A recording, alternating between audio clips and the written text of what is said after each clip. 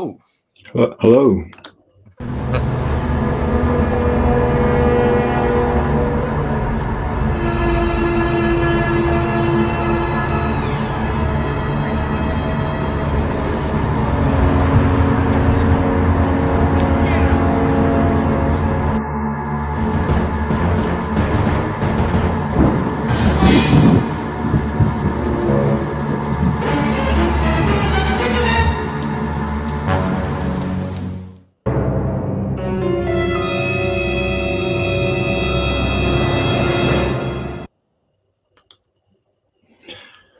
Master Starmillion.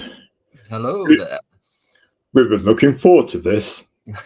Me too. It's been a long time. I think a long time coming, at least. I think so. Some meetings are a long time coming, but we're looking forward to a cordial conversation and a fireside chat with your dark preeminence. Yeah, no, my writing and comics are a lot darker than my general appearance and, well, especially my tone of voice. It's not very At dark. least that's what we're saying publicly. Yes. So everyone's knowledge. Right then, we have prepared a presentation for you. We're going to add your creative id to the stage. Right, we're going to set the timer, although you never know, we might run over it. And we are going to, as well as set the timer, we've played the trailer, and we are going to go to the next slide. It has been a meeting long time in coming. The 5 pillars of storytelling. It's Azrael teaming up with Starmillion. 5 pillars of storytelling are all about storytelling: art, comics, movies, games, and toys.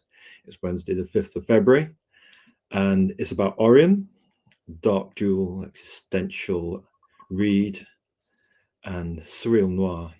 It's 8:30 p.m. Greenwich Mean Time, UK time, and we are going to do a host introduction. We do this just to, well, our aim is to make doing this as comfortable as an old pair of slippers. So we're still a bit nervous and shy, but after somebody in our DMs said, "Can I come on your show?" Because we've been talking about doing the show for ages. And I thought, okay, we're doing it. And we've got guests booked in at different times. And I thought, we need creative leaders to come on this show. You know, people who are examples in the indie comics community to inspire other people to aspire. So, host introduction, we're all about the who, what, and why, and the how on this show to keep things nice and simple for people who might be new to things, new to yourself, new to me, new to indie comics and the community. So, hello there. Welcome to 5 Pillars of Storytelling Live.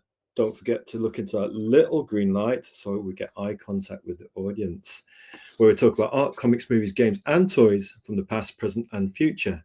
If you're watching this sometime in the future, it'll be your present, if you know what we mean.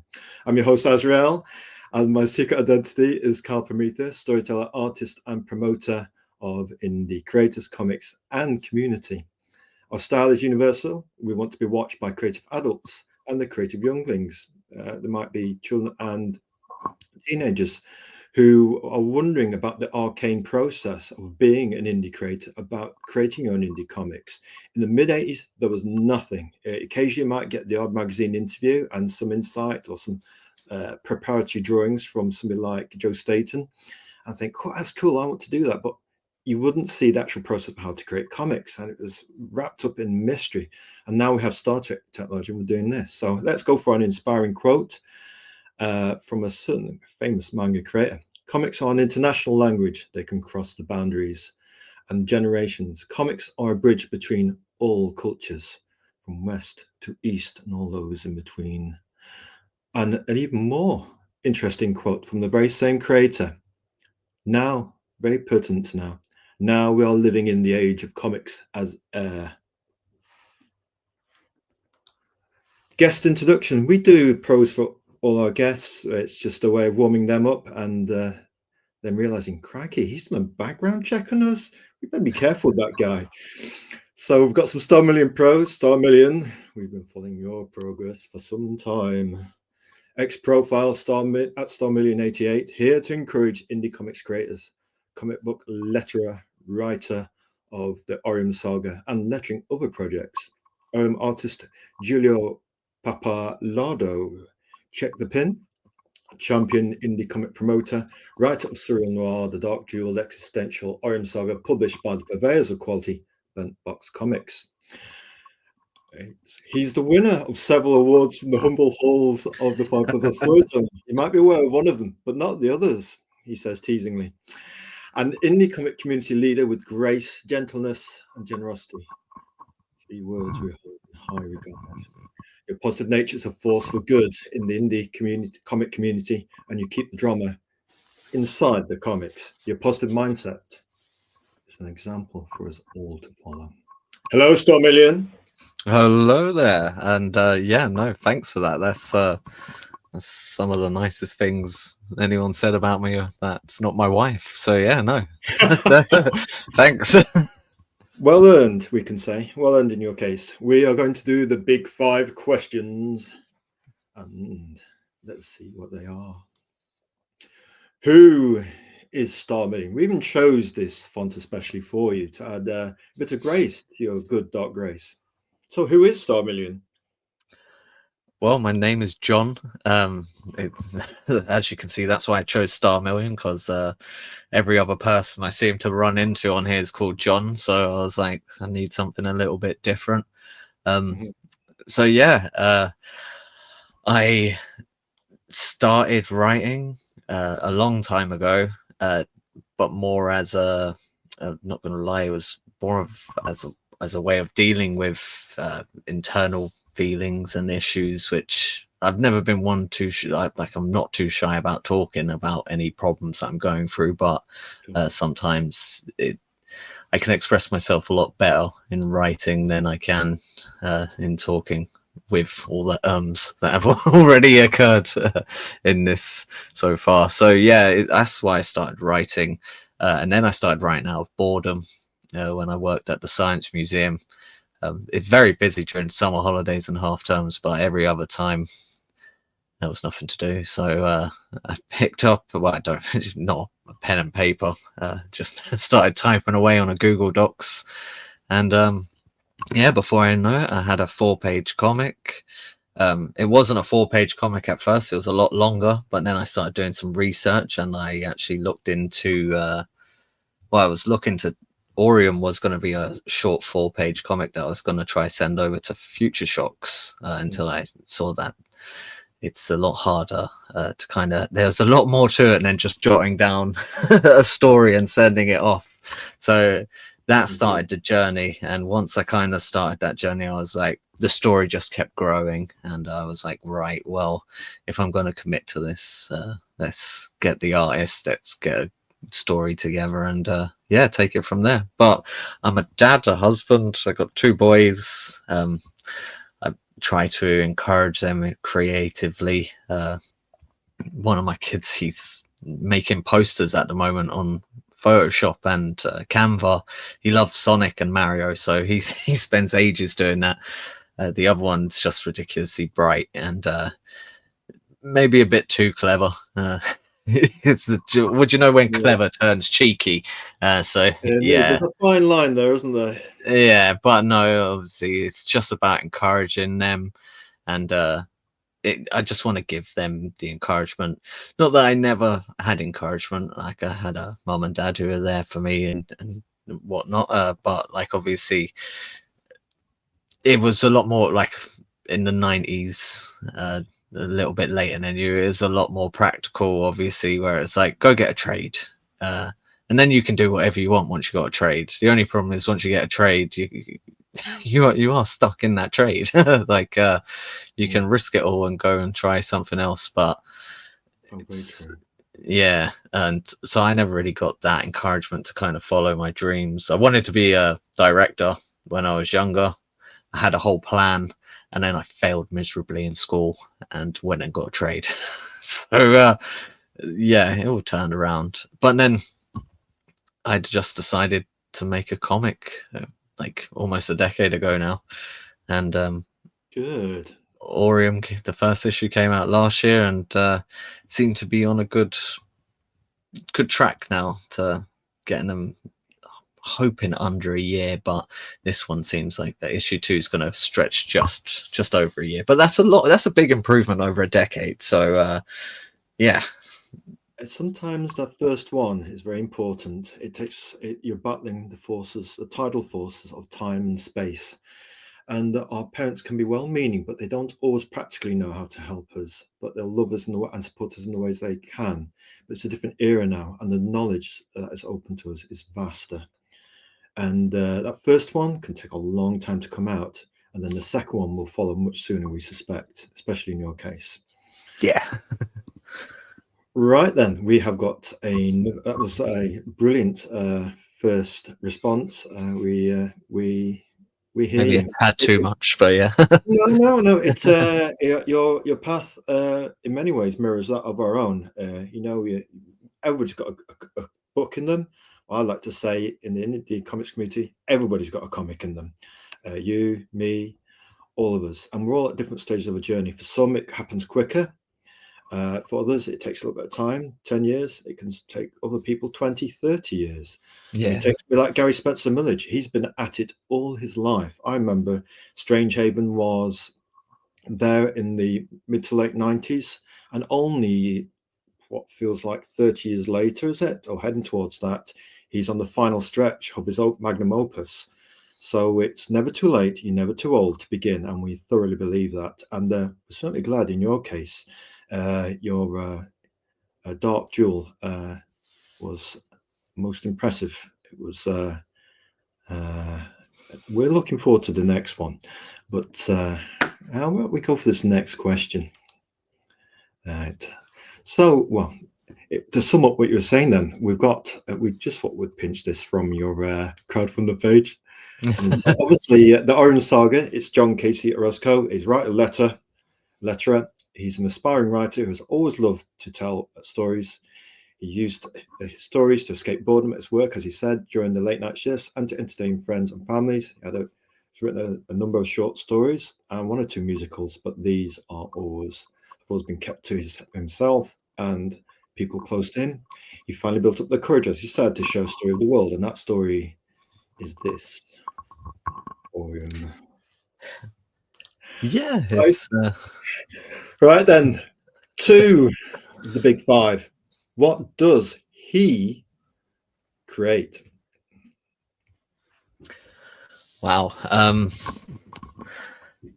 I always felt creative. Now, I don't know if that was because I was a naughty child, so I was good at lying, telling tall tales even. Whilst the Starmillion, were you a naughty boy? I was indeed, yeah. But I think it kind of grew from there. Like I had told some elaborate lies, and people believed them. And Elaborate lies. So a deceiver and a trickster. You were born to be a writer. Yeah, I hope so. And yeah, so I just kind of it kept going from there. And I'm not going to lie, my grammar and punctuation were absolutely terrible. It's a different world now, like you were saying, though. I can type everything out and click a button, and my grammar is sorted out. Any spelling issues, even when Google's like, this isn't a word, so I'll track it down and get the right one there.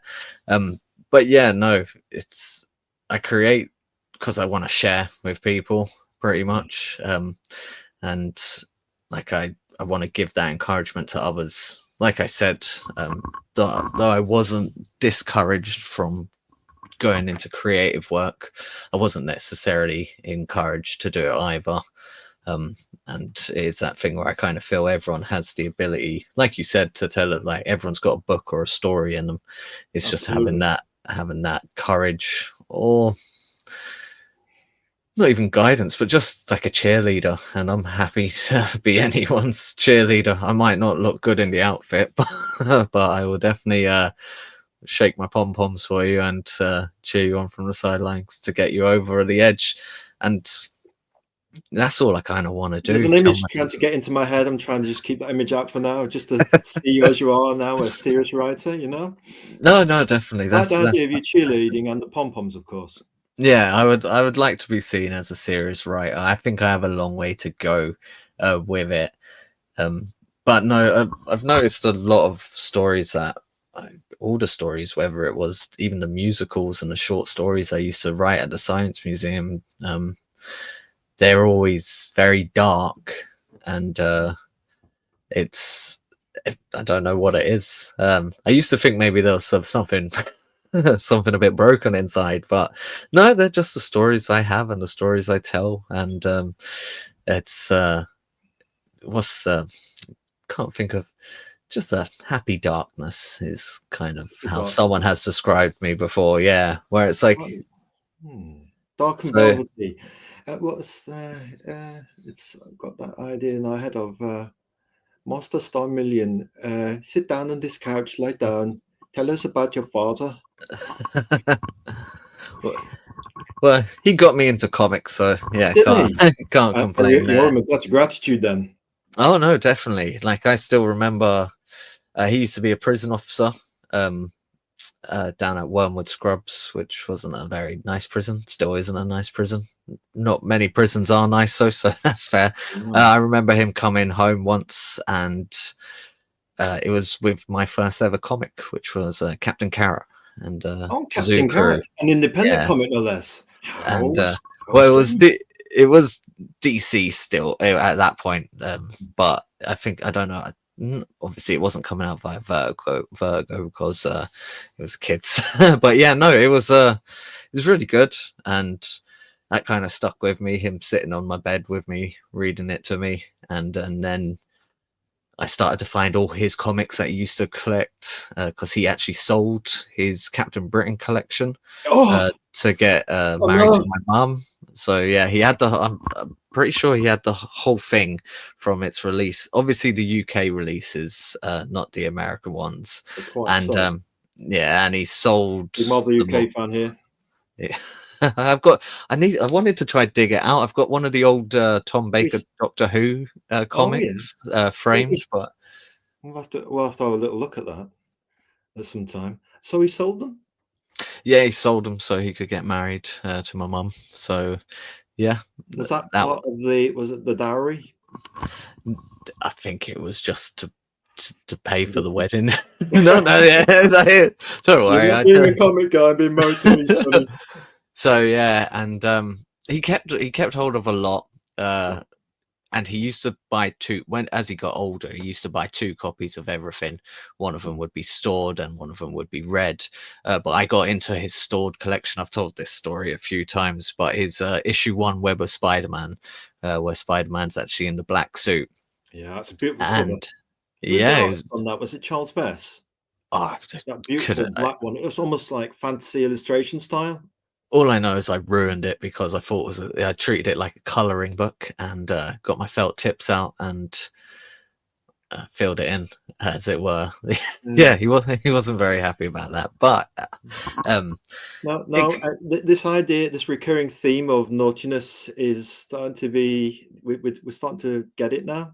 yeah. So I paint it more as free spirited. To Free be spirited, fair, of course. yeah, I just wanted to add a bit of color to Spider-Man's world. But yeah, no, and he gave me all of his old comics, and due to me moving around a lot for a couple of well, about 20 years ago, I was jumping around from place to place, so I haven't actually. I've only got very, very few of them left. Pity. It is a shame, yeah, because there were some really good comics there, and especially now that I am a lot deeper into comics now more than I ever have been. It's yeah, it's a bit annoying, really. It's the same with my old Walking Dead comics as well. Yeah, I those ended up well. well, they were mine. That's what that I because I jumped out of comics um in the start of high school because I was it was bad. And I went to an all boys school, so it was already bad enough. But there was an all girls school across the road, so you're constantly trying to impress and you know uh, play football and go out on dates and stuff like that. Of course. And comics took us a step back, and me and my friend, we ended up getting into the Walking Dead comics when issue 1 came out, and that just sucked me back in. And ever since then, just been reading, and well, not lately I've been writing and trying to do more in it. But yeah, no, it's been a funny journey how I've got to where I am. You say football there. Do you have a team? I do. I'm a Chelsea fan. Chelsea fan, eh? How Right. interesting. All those Abramovich years, eh? Oh yeah, it was like that's what I used to hear a lot from my dad. Obviously, oh, you didn't see us when we were bad. Well, I am now, but ironically, Master Starmillion, I'm a Nottingham Forest fan ourselves, and you know, we're not doing too bad after 25 years in the proverbial not bad at all. wilderness, flying high with a unique brand of scything counter-attacking football. And ironically, we just beat, who was it? We beat 7-0. Was that Brighton? It was Brighton, wasn't it? Yeah. Yeah, and the last time we beat a team 7-0, now who was it now? Let me have a little think. It was 20, 30 years ago? Oh yes, Chelsea 7-0, back before they were Abramovich Chelsea. Oh yeah, that was probably what back then. It's probably still had Kerry Dixon knocking about in the team then. Oh yes, indeed so, indeed so. We remember you with fond memories. And a dog tracker, a race track around the stadium.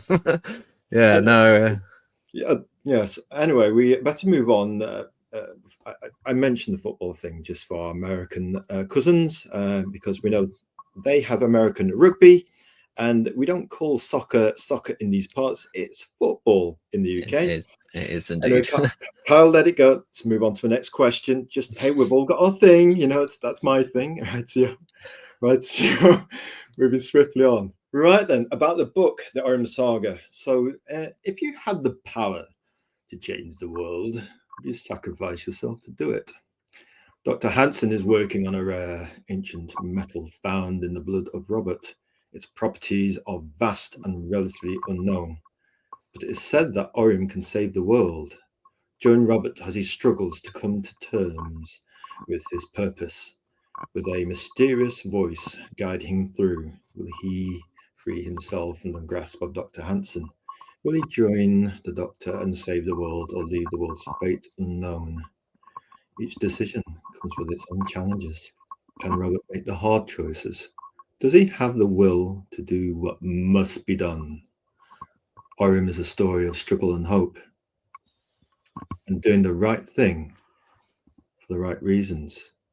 Please elaborate, Master Starmillion. So, Oreium's a much bigger concept, but I honestly felt it was too much to kind of drop in the first book. So I wanted to kind of really focus it just mostly on Robert. He's obviously, I wouldn't say he's a self-insert, but I think everyone's been in that point in their life where there's many different kind of avenues in front of them. Now, they're not going to be to save the world or sacrifice themselves or this, that, or the other, but could just be different jobs, education, so many different things.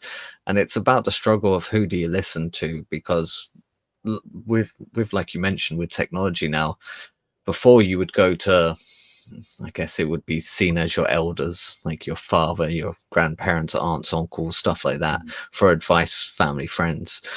Now people are like influenced all over the place. You can just, as soon as you go on Twitter or X, you literally see there's videos saying this, that, and the other, like on what you should do and what's right and what's wrong, and everyone kind of, it doesn't matter what you do in someone else's eyes, what you're doing is wrong.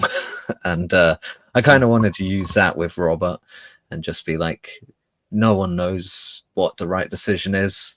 You can only kind of trust your gut and have someone to rely on, but not everyone, and especially with way the world is now. A lot of people, I'd imagine, don't have anyone they can kind of rely on, and Robert doesn't have that either. So he just has to trust himself and try to do the right thing.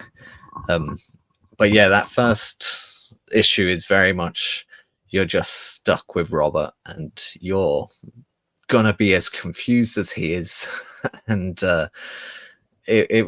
I did want to have it like that, where it's very difficult even to explain what it's about without going into too many spoilers in the future. But it's a confusing story, but it's, I think, something people can relate to, where you're told one thing, you're told another thing, they contradict each other. So what do you do? Like, who do you trust? Who do you believe? Yeah, that is a beautiful darkness. Gravity in the words. Sometimes in life we veer away diagonally from our true selves instead of going forwards, and if we're not careful, we can lose ourselves. We can end up decades later having given everything to others, and sometimes you can end up with nothing but fragments. So another thing we like about what you said in that dark prose, it's a tragic dark prose of the human condition, is it's a universal theme of finding yourself, your valid self, your inner voice, you know. And you think, but then you've got to take action, and then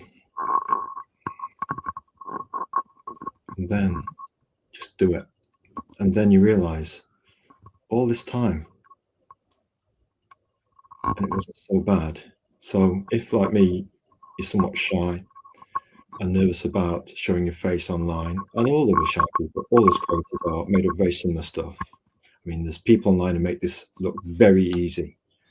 So your testimony, your dark testimony, was well received. I think it'll be something that when people watch this back, if they watch it back in the future for the present, they'll find a message in there that we can all relate to, young or old, male or female. There's 8 billion unique people on the planet, and I sometimes think we all feel a bit like that, and that's the beauty of indie comics. We can actually share the pain of life's journey together with a little bit of support. A rising tide can lift all boats. Yeah, and that's why that when I jumped onto Twitter, I didn't really see anyone doing it. I'm sure people were encouraging others, and I'm sure there was other people out there kind of just saying, just go create, just go do it. Like, but I didn't see it when I came across it. The first positive kind of post that I kind of came across in indie comics was Comics for Everyone, Tompa 2. Yeah, that was, he was like the first kind of like more positive spin in the indie comics. And he's the goat, you're the champion. Huh? He's the goat, you're the champion. Please continue. No. He's just fantastic for everyone. So, but yeah, no, I just wanted to kind of give someone anyone the option to kind of be like, hey, you don't need to get involved in the drama. It's there, and it will always be there. Whatever anyone says, you won't get rid of it. Just like sex drama sells. So it does help. I think it appeals to our primordial reptile brain. Yeah, just fight or flight. It's like a terrible car accident. Like you can't help. Got to slow down and rub a neck for a little while, and pulling up all those people behind. I want to get to the I was actually stuck in one of those traffic jams today. So the tech gods trying to rough you up. We thought, well, the tech gods strike us down with dark lightning. I just went a bit slow. I was like, I tried to go a bit faster and then slower as I went past it, but then at the same time not too fast because there's police everywhere. So yeah, Indeed. but no, it's I just wanted to kind of make. I hate saying the word. It's not a safe space. Like anyone can kind of come in there, but at the same time, like I'm not. I'll happily share anyone's work. I don't if like there's not really anything. There's only been one time where I've literally said to someone like no, and that was based off AI. Just because I just won't support AI work, and if I accidentally or I have shared AI stuff, it's not intentional. But that was the only time I said to someone, I was just like, look, I appreciate you sharing your comic with me, but unfortunately, like I won't be sharing it on wood. That's the thing, though. You set your own boundaries. You know, Yeah. when you do promo in your free time, as you're doing, you set your own boundaries. It's something. How long, by the way, before we make an additional point, segueing into what you're saying there, how long have you been on Twitter X, as it's now called, doing the positive side of comic promotion? Not too long. I jumped back on Twitter X back in during COVID, but that's because I was actually getting information on crypto at the time. It was in the middle of a bull run, so it was making a lot of money. So I was using Twitter to find out information, and then I kind of just kept it around. And then I started doing a night job as a security guard in a corporate building in London Bridge, and I stumbled upon. I was like, if I want to make a comic. I had already had 2 pages. I was like, what do I do once I've made it? Like, how do I sell it? How do I tell people about it? Do I just like where I grew up? There wasn't many local comic shops anymore. Most of them had been closed down. In fact, I think one of my closest comic book shops when I lived in London was Forbidden Planet, which is Forbidden Planet. It's not. It's a tourist spot, but in the basement it's filled with comics. But my little comic would just get lost there. So kind of wanted to find out a way to do it. So it's about 2 years I've been on. No, 3 years I've been in indie comics on Twitter, but it's only about 18 months where I've started the more positive side, like doing the share. Yeah, the last 18 months. Yeah, I think I jumped in maybe like a month or 2 just before you, because I remember you popping up a lot on like retweeting and like quoting like people's works, and I was just like, hey, like whenever I put something here, this guy Kyle, like he always likes it and he always reposts it. So I was like, and then kind of from there, like I kept it up almost daily doing the shares. When I do the shares, I like to quote tweet them and leave a comment. Obviously it's not just for like the algorithm purposes, but a like and a share is great, but like a comment and a quote is better, because at least it feels like you're taking some time out of your day to kind of interact with the creator. It's authentic. It's time, and time is the most expensive currency. It's all we have, truly, at the end of things, and how we spend it is most important. So it's I noticed that you quote and you say something positive, and that shows you've taken the time. It's that attention to detail that people notice. People respond to that. You know, it's authentic.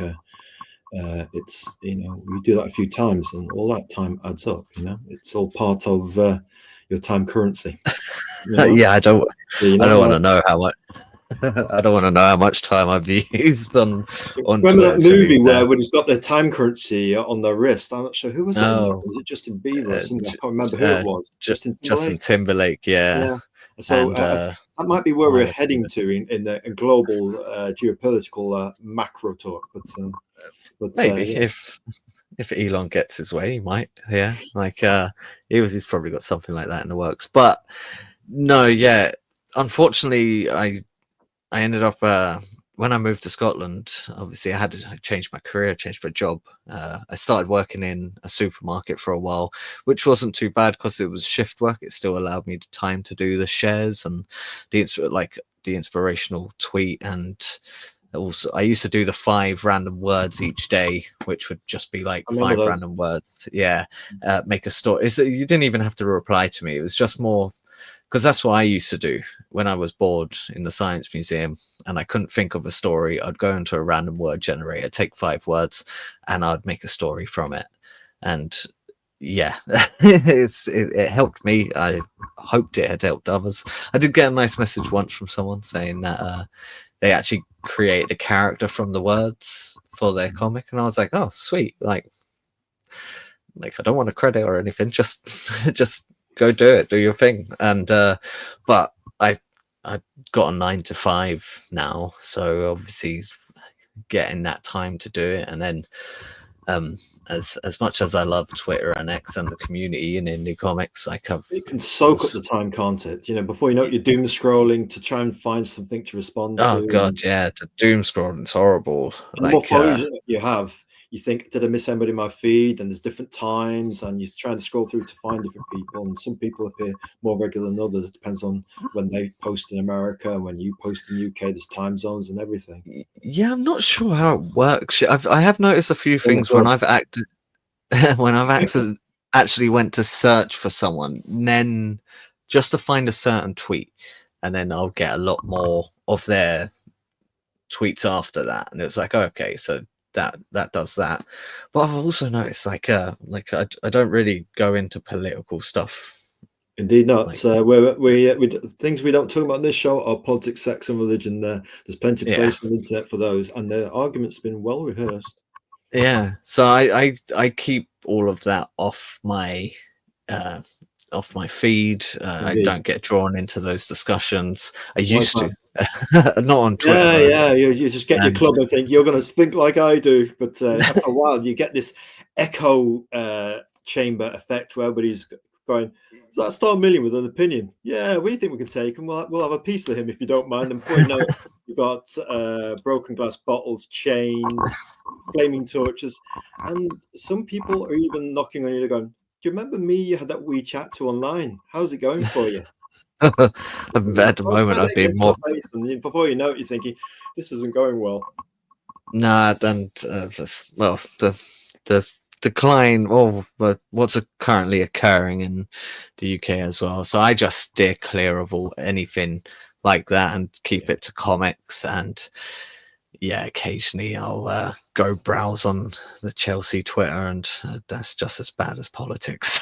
So again, I Indeed, don't say the anything about tribalism that. is eternal there. I don't think there'll be much gentleness there unless people are winning, of course. Then it gets a bit more cozy. Everybody likes to win, don't they? Well, obviously, yeah. And but I've noticed it's almost even a lot of those things that you see in sports and you see in politics and those more dedicated areas of social media, like it does cross over uh, into indie comics as well, and the a lot of the drama is from that. Um, but yeah, I kind of steer clear of it. I'm just here for a good time, and hopefully by the time I finished Oreium, I've hopefully made like it's only 4 issues, but I'm hoping that obviously it will be enough that I can make another one. And I don't want recognition. I just want people to be like, hey, like that was a good book. I was like, cool, thank you. We Like, suspect your debut will augur well for your ambition to be considered a serious writer. hopefully. Wanted to say it But earlier, but we're saying it now. well, Right yeah. then. No, we think you can see when there's something in the first debut issue, regardless whether you think it's perfect or not. I know we're always our own strongest self-critics, but from the reader side of things, just the preview images just had you kind of engaged and thinking, oh, that kind of id curiosity, that inner spirit that goes, I want to know about this. It's that primordial curiosity, isn't it? And you think, I want to know about this. And then when we bought the digital edition, and we thought, wow, it's kind of dark expressionism from the artist, and then there's the writing itself, which is enveloping. It's a concept. Is this the real life, or is this just fantasy? Is it well, is it a dream? Is he still in the hospital wired up, or has he escaped from this situation? We're trying to speak around. So speaking of clues, how about you give us some? We're going to walk people who haven't got Oreium 1 and they're curious about it and might catch this stream later. Can you give us some cryptic clues about each of these following images that we show? Yeah, of course. This That's one, this one we notice is black and white, and it's got this lovely burnished orange spot color, which we like. Tell us a that little bit about was this imagery without giving the game away. so. There's people call it homage, obviously, to the famous Spider-Man cover of where he's walking away from it, and it was kind of. I was looking. I didn't want to do variant covers. I just want. I'm taking the model of The Walking Dead because that's what kind of got me back into it. So each comic will have one cover, and then once it's in the collection as a graphic novel, we'll have a new cover to it. But it's just basically that cover was just to help to almost just say, look, there's two people in this story, and we don't know who's right and who's wrong, and it's almost as if, well, how I had it in my head was that obviously Robert is trying to walk away from one of the roads that leads to obviously destruction and chaos and not saving the world. So you would hope that he is walking towards saving the world, but it gets muddy and complicated. The red, though, the orange even, that was actually Chris over at Bentbox. Initially, the cover was going to be in full color, which we did prints for on the Kickstarter and gave that away as one of the bundle packages. Yeah. And me and Chris kind of sat down and was like, it's not color in the inside. I knew it wasn't. He knew it wasn't. So let's keep it to the black and white.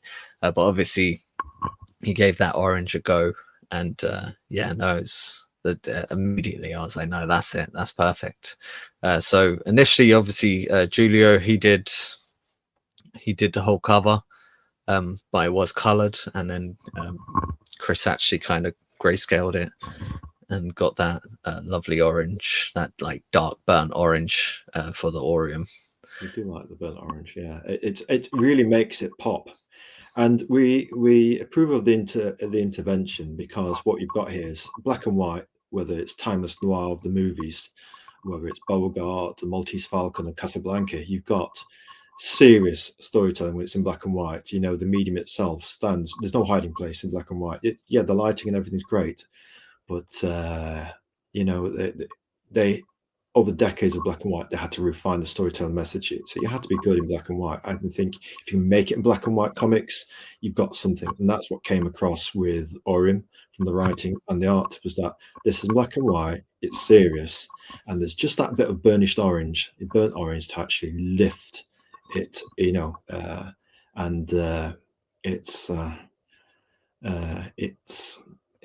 it's an arresting cover. And it's funny, life can be like that, full of happy accidents with other people's intervention. You know, he's not been too heavy-handed. He said, well, let's put a bit of color in this, but let's remind people that this is a serious black and white storytelling piece of narrative. So very interesting, that.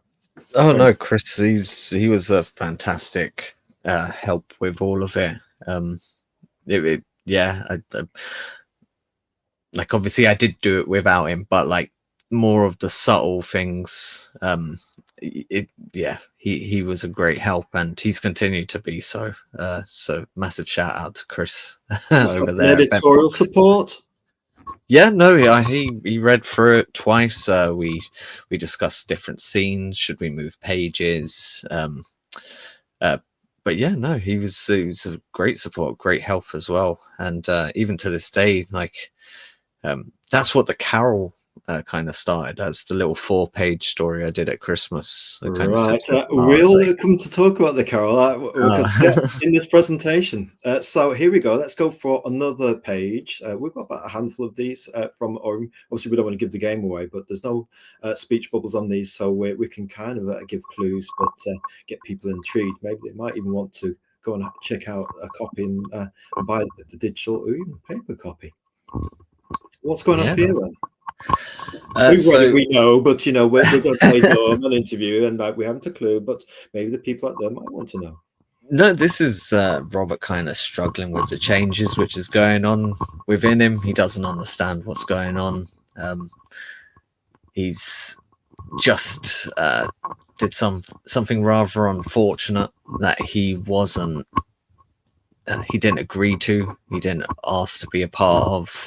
In fact, in the page just before this, obviously, he's forced to do something which he doesn't want to do, and though he doesn't technically do it, it's still kind of his body that does it. So obviously, it's a difficult one to kind of comprehend. Like, if you're not, maybe.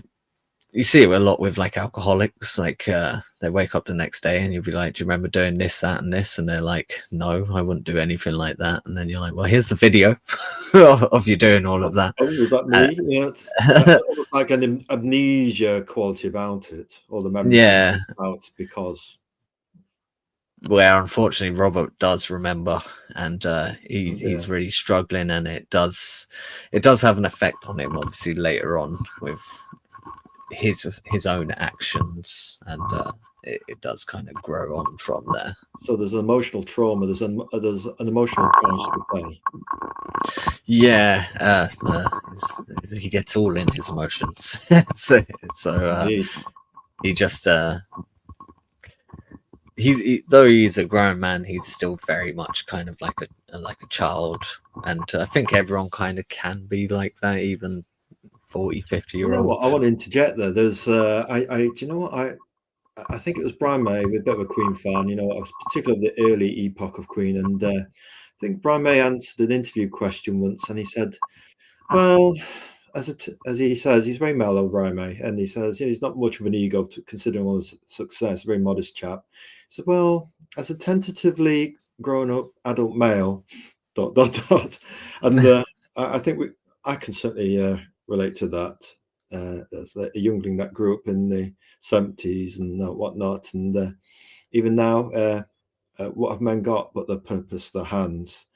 And if you can actually forge something with your hands and find your creative fulfillment that way, I think men are at the happiest. And anybody in chat, feel free to correct us. I think a lot of guys are happy if they've got a purpose and they're using their hands to create their life and move forwards in that way. Yeah, no, I agree. It's I'm not going to lie, some of the happiest times I've had is building Lego, like for my kids and whatnot. Hey, Lego, we did a post on that the other day, but come on. I did actually see that just as I was waiting to for this to start. Please continue. So you like the Lego, did you, as a young lad?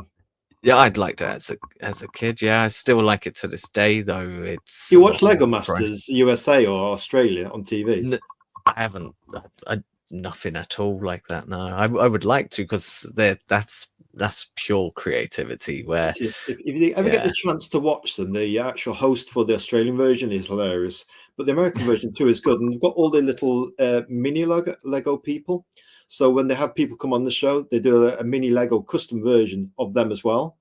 And as cool. They get eliminated through the show because they might not create something quite as wonderful as somebody else, the mini Legos have to say goodbye as well. It's all very sweet if you're into Lego, but I'd recommend it's perhaps something you could watch with your children and celebrate Lego. No, definitely. Many times to Legoland, and it's nice just sitting there with the kids making Lego, and brings me back to, again, me and my dad used to do that. And at Christmases during the big family parties, because I was like the oldest boy cousin, so I would be there building all the toys for the younger kids. Well, the parents enjoyed more adult activities. I had got shifted off to the kids' room to build the scale electrics or the Lego or set up the new PlayStation or this, that, and the other. So Your yeah. dad, this is not on the scheduled questions, but your dad seems to have been a pivotal inspiration in terms of getting the toys we remember. Our parents getting us the toys in our journey through life, and obviously the comics as well. Do you want to share anything more about it? You've brought your dad up a few times. Yeah, no, it's just because he was there during that stuff. He was great when I was younger. As I got older, him and my mum split up, so he wasn't round as much, Sorry which to is hear that. understandable. It's all right. Over 50% now of marriages fail, so it's just one of those things. But no, it was he had a big influence on me with the comics, and I remember the times like we built a Lego castle and stuff like that.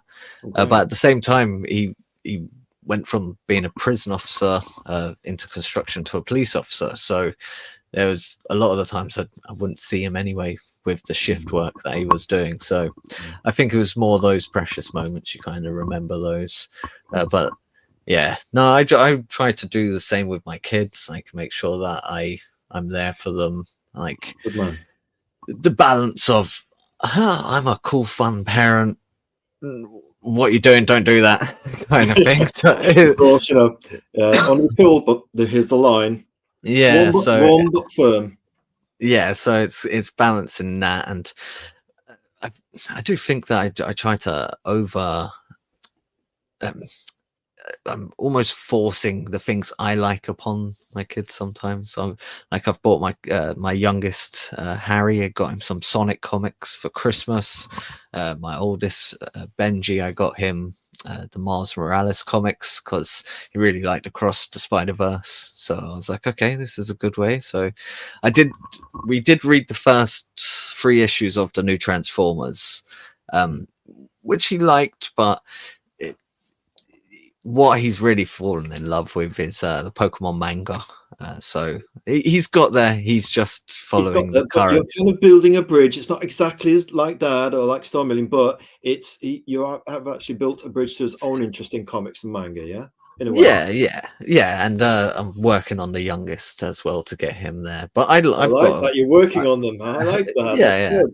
yeah. I've got a lot of manga myself, so yeah, if that's the path he goes down, so fair. That's fine with me. Which manga? You may notice on the Five Pillars Storytelling, we've been using a lot more manga anime on our promos just to continue our education about manga. We've got several mangas. We like Fist of the North Star. We've got, oh gosh, so many of them.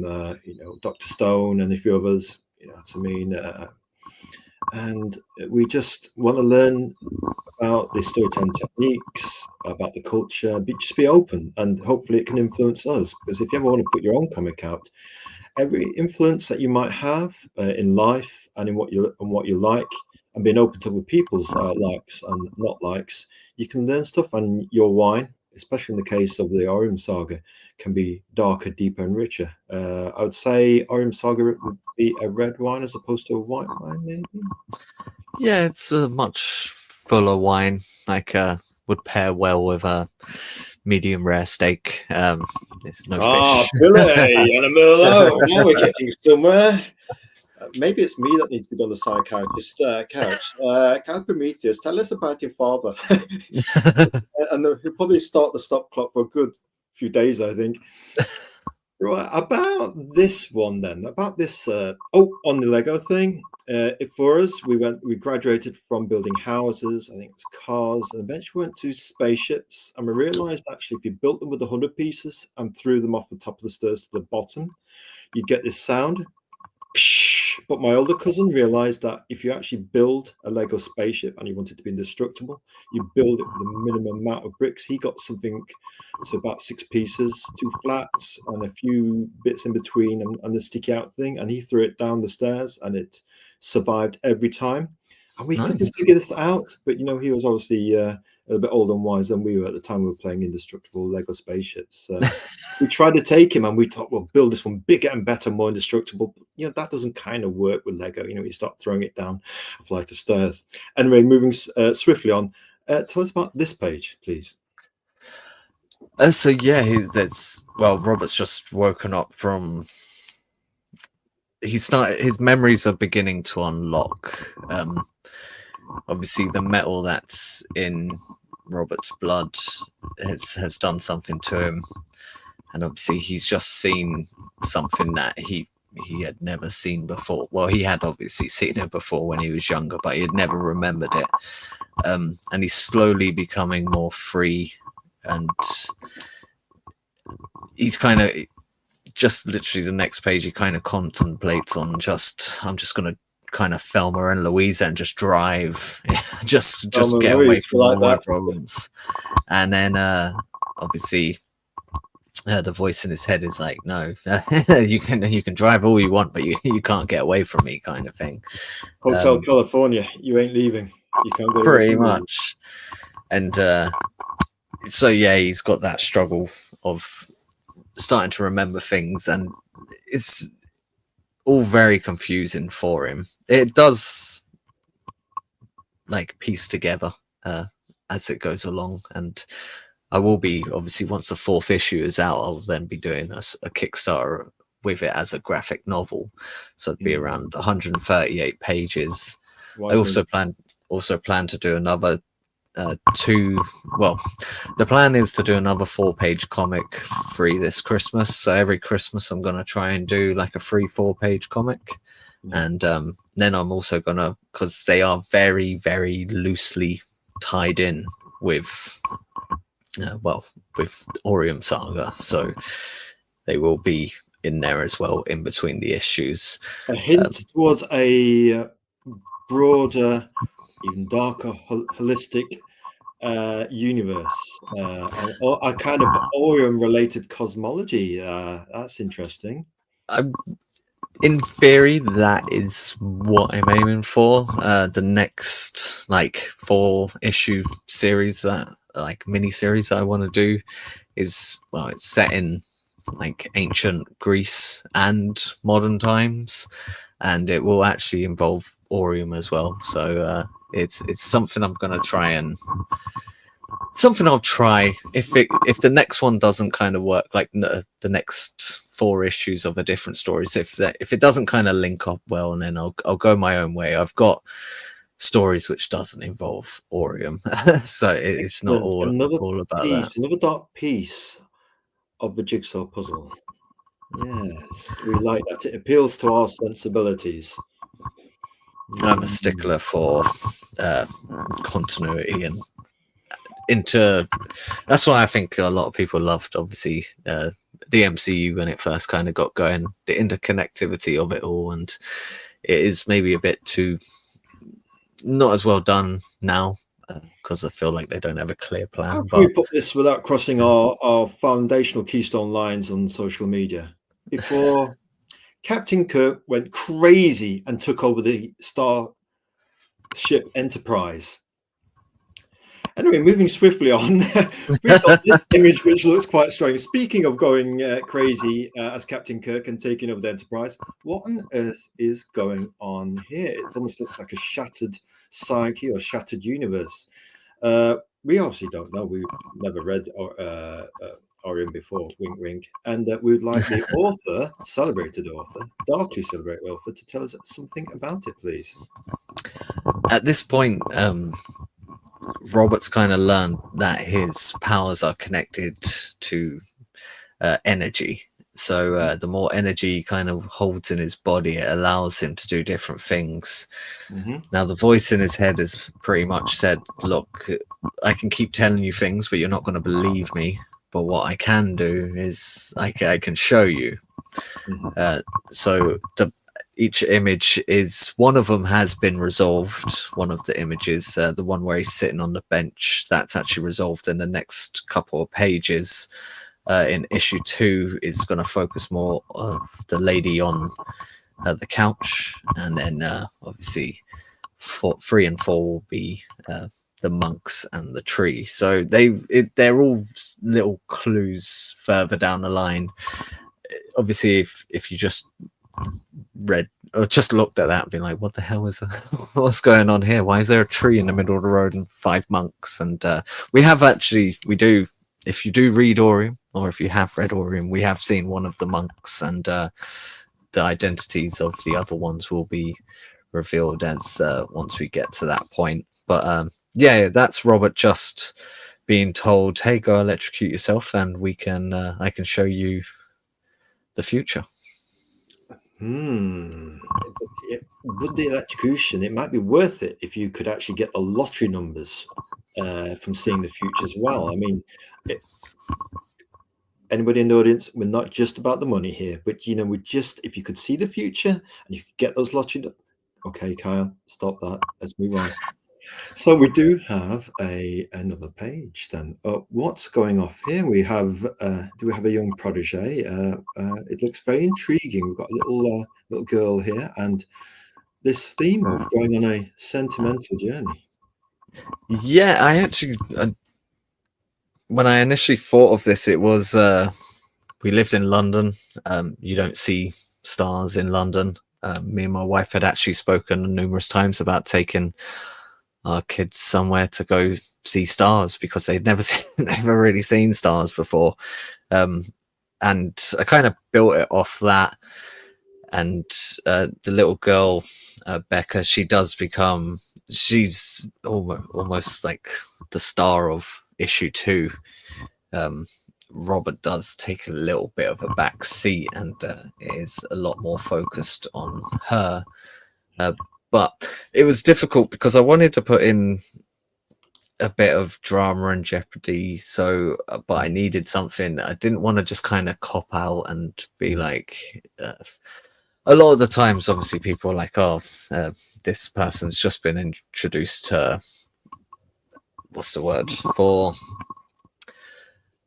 to cause. Yeah, I didn't want to she was in there obviously to force a situation for Robert to go into, but I needed to do it in a nice way, so it didn't seem like I was fridging anyone, as they put it. I was a big Kyle Rayner fan, so there is that whole thing where a lot of his partners and girlfriends and female members of his family just would pop up just to be hurt. So though if you just read issue 1, you might think something like that, without obviously saying anything, but she is in issue 2 and she's got a much bigger part to play in it. So yeah, and yeah, she's pretty much in it now for the long haul. Cool. Yeah. No, I think you've given us some cryptic intrigue there, and I think female characters can play a big part in comics. Us guys, we like, love and respect the ladies, we do, and actually seeing comics and indie comics in particular welcoming more indie comic creators, more female artists online. I've engaged with them in terms of celebrating their work on Saturdays at the 5 Pillars of Storytelling.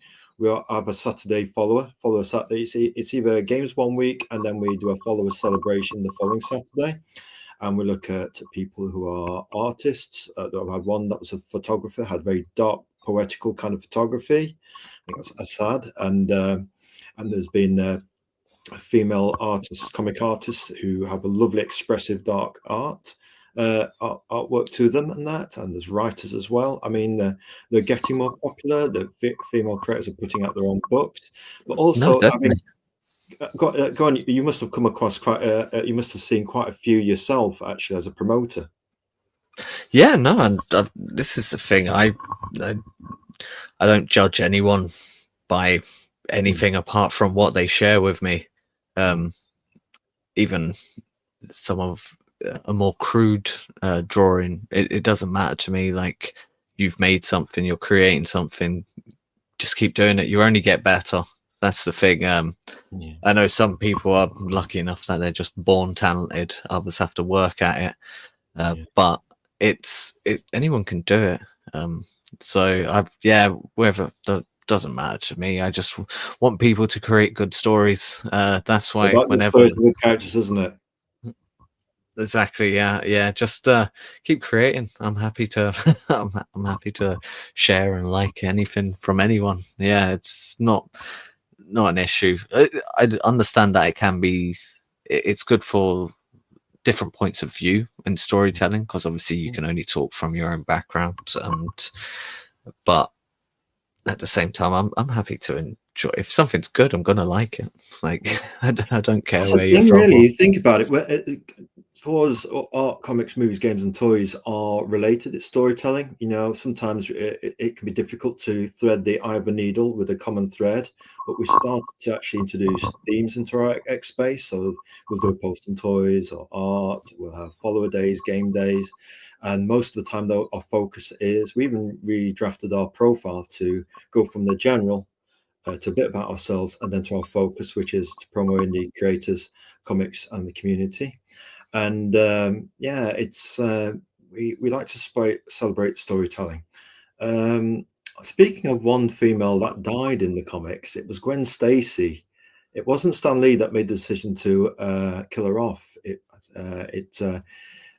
We never recovered from that. In terms of us being a Spider-Man fan, globally, we think, oh, if only Gwen hadn't died, and that makes it tragic. They got me dead good with that one, didn't they? The writer must have done his job, even though Stanley disagreed with the decision, and we do. We like Mary Jane, but we also felt that Gwen is the one, and out there's always the one.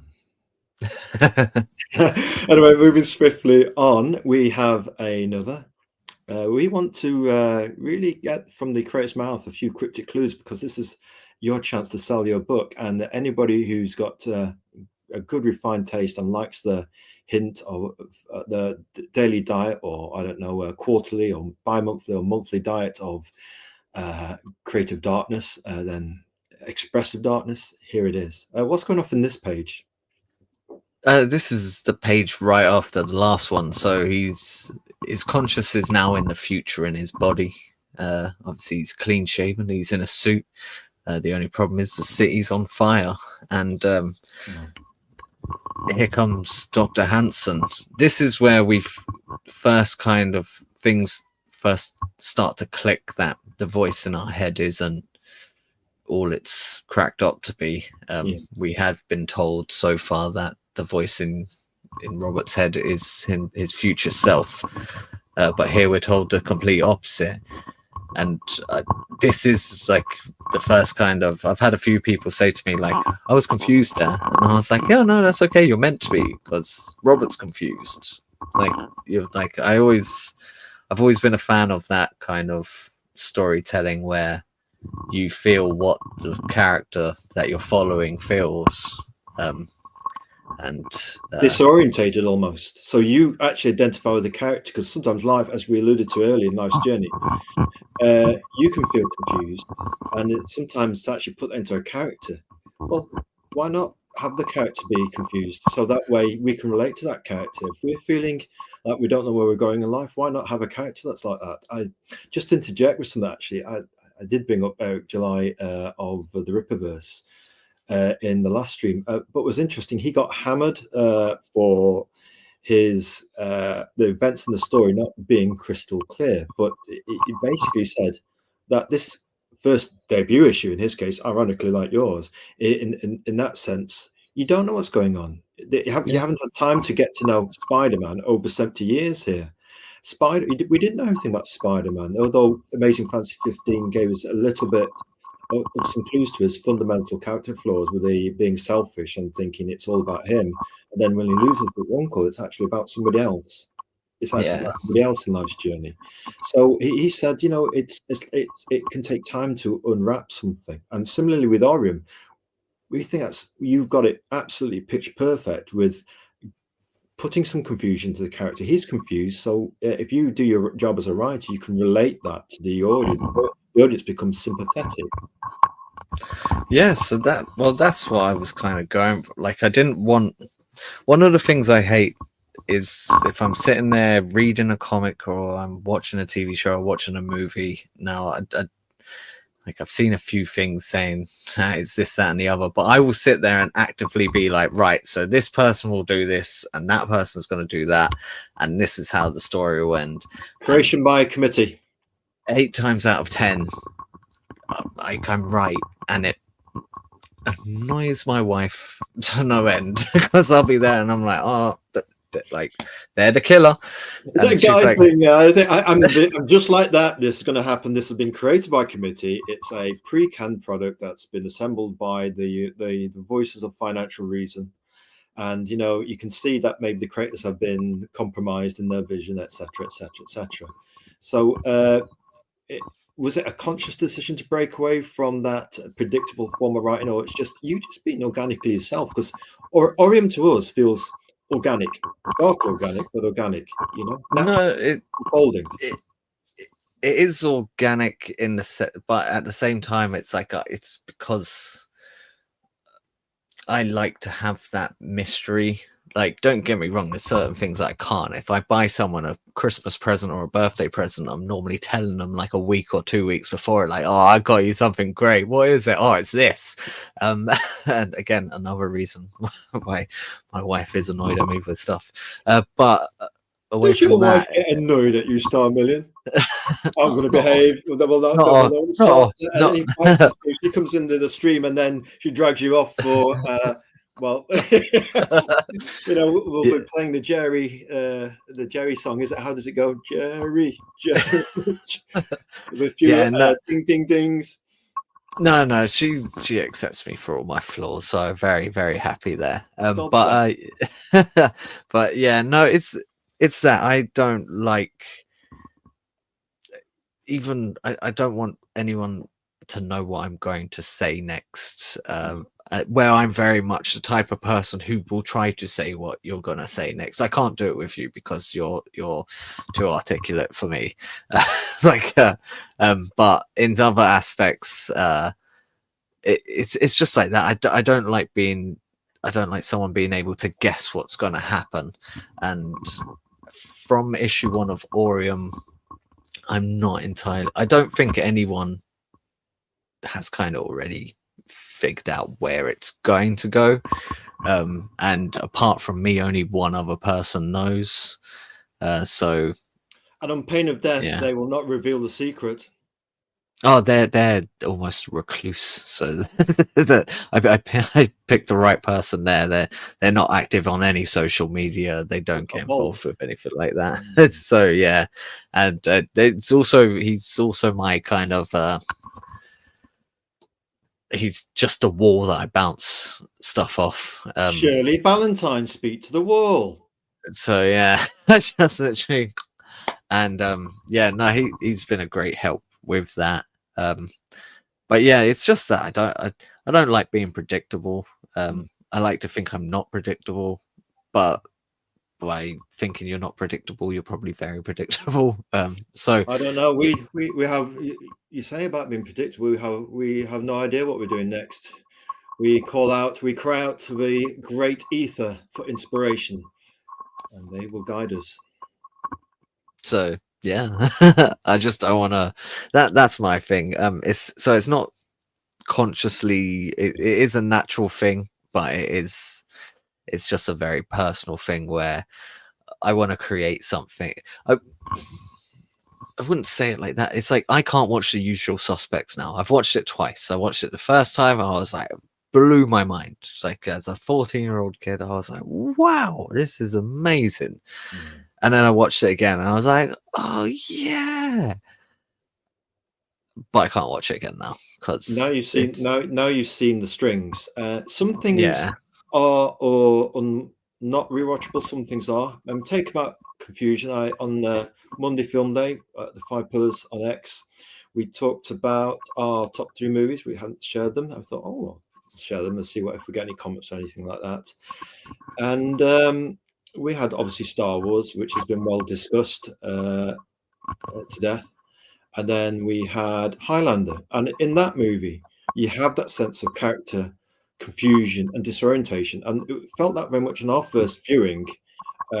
with him going back in time, forwards in time, being the optimistic, naive young warrior, and then to being the jaded antique dealer. You think, well, how's he got to be so heavy-browed from being someone so full of joy of life? And then we obviously know what happens in between, and there isn't a dry eye in the house as you get the lesson of life. Yeah. Well, he left Scotland, so you know, anyone who leaves Scotland is generally unhappy. So yeah, it's yeah. I'd argue that the last time we left Scotland, we left ourselves behind. I'll find you out there and by a lock somewhere. Yeah, I think so. We say our heart belongs to Scotland. As what did Connor say to her question? And we know who she is. Where are we? We're in the Highlands. Where else? It's actually just when we initially looked at doing this, I was actually obviously up in the Highlands, up in Loch Ness. So share, please share. We're curious. Why did you move to Scotland? Tell us about you being in the Highlands just now. Tell us about both. Oh, it's just purely twofold essentially.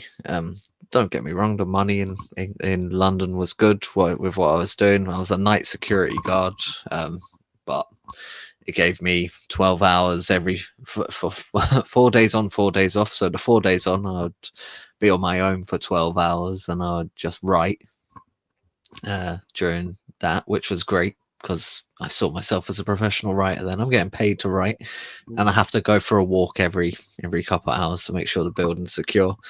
But then working in security, I'd worked at pubs and clubs and venues, and I moved into corporate security, which was a lot nicer. But like I saw the way London was going, and I've got two boys, both under 10.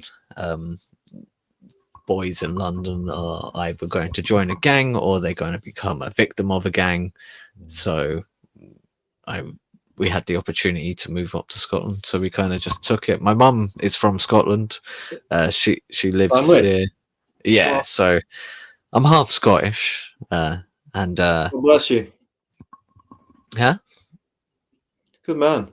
Yeah, we have Scottish and Irish ancestry, so we have much in common. Yeah, on my dad's side, it's he likes to say he's English, but his dad's American and his mum's Irish, so there's not much English there. Another hybrid blood. We like, we approve. So yeah, my mum basically moved back to Scotland about 15 years ago, and not last year, but the year before, her partner died, and basically. Yeah, and she literally kind of said, "Hey, like, would you want to move up to Scotland?" And our rent was coming up, or our contract where we were renting in London, and kind of floated it to my wife, and she was like, "Yeah, why not? Like, the houses are cheaper. There's 9.5 million people in London on the last census, which was done about 3 or 4 years ago. And in Scotland, in the entirety of Scotland, it's 5.5 million people. So somewhere 6 to 7/10 the land size of England. Yeah, so it's we moved up here. It's like there's no one here. People say hello and good morning, and they're really friendly. And I'm just like, wow, I should have moved here a long time ago. Nice tasting water. Yeah, space. Go for walks. But yeah, go for walks. Yeah, I know, right? Like, there's nowhere to walk in London, and every time I've been back to London since, I've hated it. So yeah, it's I don't miss it or anything like that. Makes you realise you made the right decision for you and your family. No, definitely wouldn't change it. And you can be with your mum in Scotland. Yeah, she's happy. Yeah, I'm glad she's happy. That's a perfect dream. Yeah, good happiness. Yeah, we like the sound of all that. Yeah, sounds inspirational. Right, we have your colour version in that burnt orange, yeah? Indeed. So this was You say initially it's gone what on to be a print? it was a print on the Kickstarter. So I when I did the Kickstarter, I kind of wanted to keep everything as cheap as possible. It's that kind of thing where I'd seen a lot of. I'm not going to say I sat there and did a lot of research into other Kickstarters. I've backed a lot, mostly digital because it's a lot easier. You spoke about that with, oh god, there's too many names. Angels and Demons, the creator of the. Eccentric. That's it. Thank you very much, Carl. Yeah, eccentric. Like I can't. Like as much as I want to buy lots of comics, I can't justify spending near £30 on a single floppy, including like delivery and everything. Not not in my current financial situation. If anyone did have those lottery numbers that we discussed earlier, by all means share them, and I'll happily back every single creator at your highest tier. But until that point, yeah, no. The only Anybody who's real sharing lottery numbers with Starmillion, keep us in the loop as well, please, and we'll happily back your paper comic, including shipping from the USA. but mostly the only kind of physical copies that I've purchased actually is over here. Matt Garvey. I've got a good few of Matt's physical copies, especially. I'm loving I Took a Hammer to Hell. Oh, Hammer to Hell! What we've got 1, 2, and 3. We can't wait for issue 4. His karate, his color work. There's something almost visually cathartic about that. You're thinking maybe he's going through some stuff. So we think it looks brilliant. Matt Garvey, you're the governor. We like you. We love your work, and we love you as well, Mr. Governor. Oh no, he's he helped me. Like I physically have told him this. Actually, once I finished once I had finished Oreium and basically had it ready, I did send over a digital copy just because I was like this wouldn't have been possible without you. I stumbled onto his YouTube videos when I was doing the dishes once. Oh, the YouTube videos were all how to do comic stuff. Yeah, and I was what was it? It was when he was going through how to do the script, and it's like quite a long 20-minute video. But even apart from that, I watched his video when I made the trailer. On how to make the trailer. I watched his video on sizing and formatting pages. Matt has been like just an incredible help, and I don't think he realizes how helpful he's been to so many creators out there, because he has. But yeah, so he gives back in that way. What I like about indie comics with people like Mark Garvey and yourself, Starmillion, is the way that, you know, in many ways, before you even take, you give and give and give. There's a kind of a grace, a gentleness, and generosity. You put yourself out there, you put a positiveness out into the universe, and then you come along with your book, and yeah, it's you've stored up good karma, and we like that. But there's almost a sense of a kind of edutainment. That comics can be entertainment, but there's education as well. And you know, there wasn't this space in the mid-80s to actually find out this stuff. And what we like about indie comic creators, it's not all about the corporate kill of just buy our book. There's actually a sense of sharing, caring, and a duty of care to our fellow creators and indie comic fans, is saying you can do this if you want. If you're a writer, you're a letterer, come in with us. We'll help you. Or why not try and do it yourself?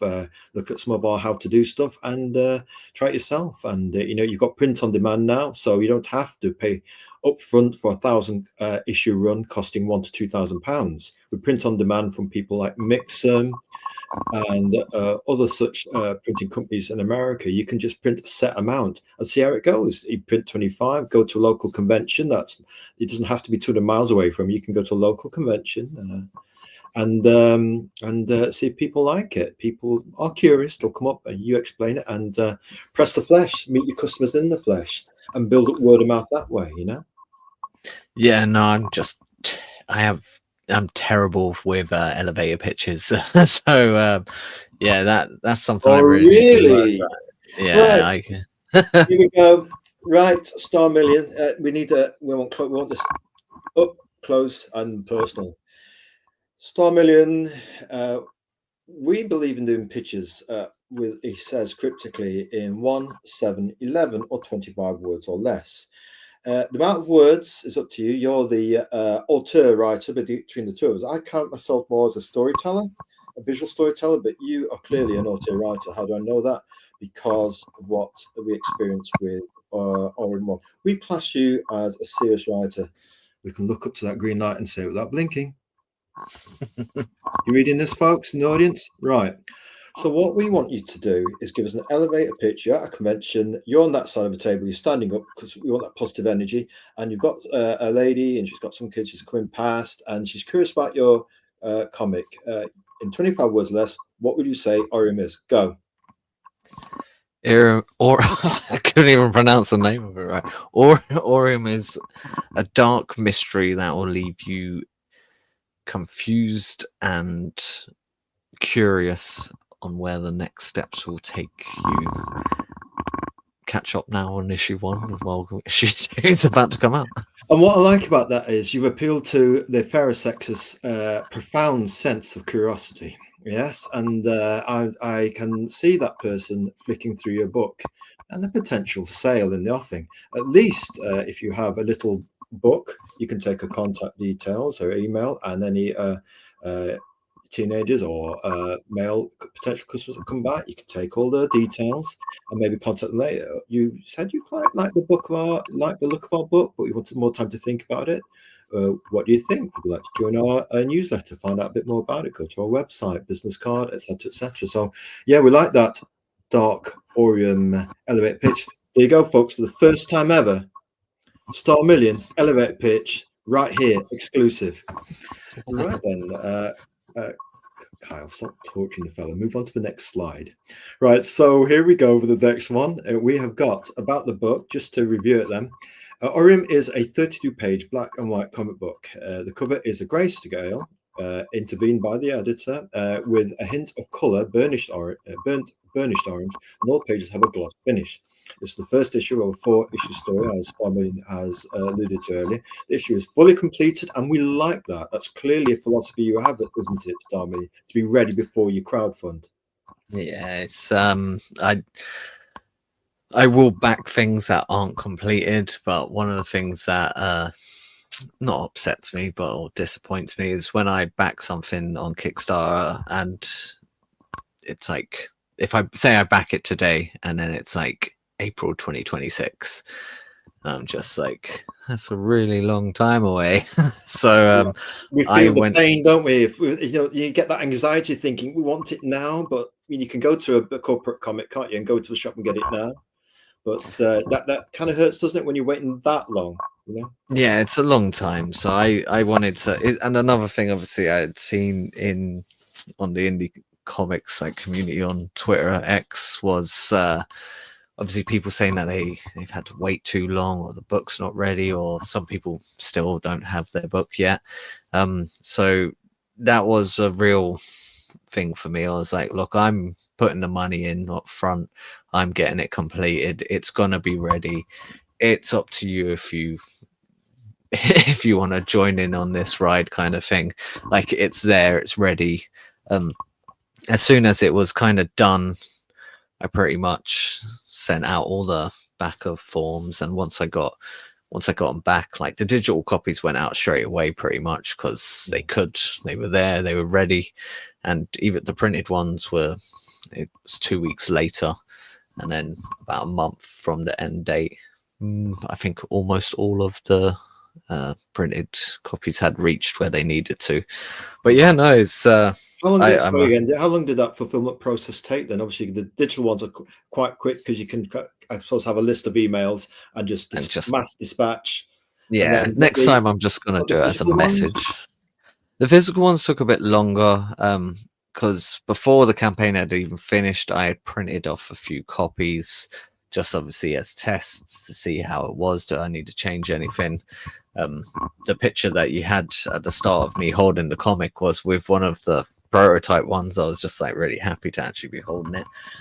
But yeah, no, it's we like yeah, that one of you actually. We were asking people questions at the time. We had like a creator promo day separate from all the other indie promo days, and we said, right, this was almost like a kind of primordial version of what we're doing now with the live interview of who are you, what do you do, and why are you doing it, basically, yeah. So, and you were one of the first people to respond. But when we saw you there with the prototype, I thought he gets it completely perfect. We thought he's so proud of his book, and we all want to feel like that, of course. yeah, no, that's exactly how I felt. Like I never in my life thought I was always the kind of person that would have really big dreams and goals, and I never actually achieved any of them. So to actually have a comic that I created in my hand, I just wish I could draw, and then I could say it was all me. But Julio takes so much of the praise because he is an absolute phenomenal artist. So I can't. I'm very lucky to have him. But yeah, no, I was just happy to have it. And yeah, as soon as it came through that we got funded, I was like, yay. And then I basically used my credit card to order all of the printed copies. And I printed, I think I got 75 in total. And there was actually, no, I got 100 in total. 65 had been ordered, and then I sent the rest. I had a few which I gave to some friends and family, but then the rest, yeah, and then the rest got sent over to Bentbox over in Florida in America, because they do a lot of conventions, so a lot of Comic Cons. So I wanted them to have some copies for it. They have since sold out. Chris said they're going to be picking up some more soon from their printers, but yeah, no, it's looking. The printing and shipping take place from the UK and the USA. Yeah, so you're going to go take Oreium back to the printing presses, so that shows you there's demand there. That's always good. A second printing. This is something we feel that some people in the comics community don't cotton on to. But you've saved costs through it being black and white. So that's generally cheaper than interior color art. People like manga, kids are buying manga, and it's all black and white. So they know something over in Japan that perhaps we've kind of forgotten about, because we are primarily influenced by Marvel, DC, that sort of thing. It's the color, the glossy, blah, blah, blah, yeah? And then you've got digital copies, so it's digital as well. That's another avenue to circumvent the shipping problem to international countries. But also, when it comes to circumventing the costs, expensive costs on hard copies, paper copies, pamphlets, comics, you've got the printing and shipping will take place in the UK and USA, because backers in the USA will have received their copy from a local printer partner, Bentbox Comics, who will be printing and shipping from the USA to keep shipping costs down for you. Tell us about that thinking. Was it just naturally you wanted to get the right costs, a lower cost from local sources that will print a fair price for people locally, but also if you take that philosophy to the United States, international customers can also get a fair deal? Yeah, pretty much. It was just that. I played around maybe just making it digital, because then you're kind of looking at like pure profit. But at the same time, though most of the comics that I do back on Kickstarter are digital, like nothing beats having a physical copy in your hands.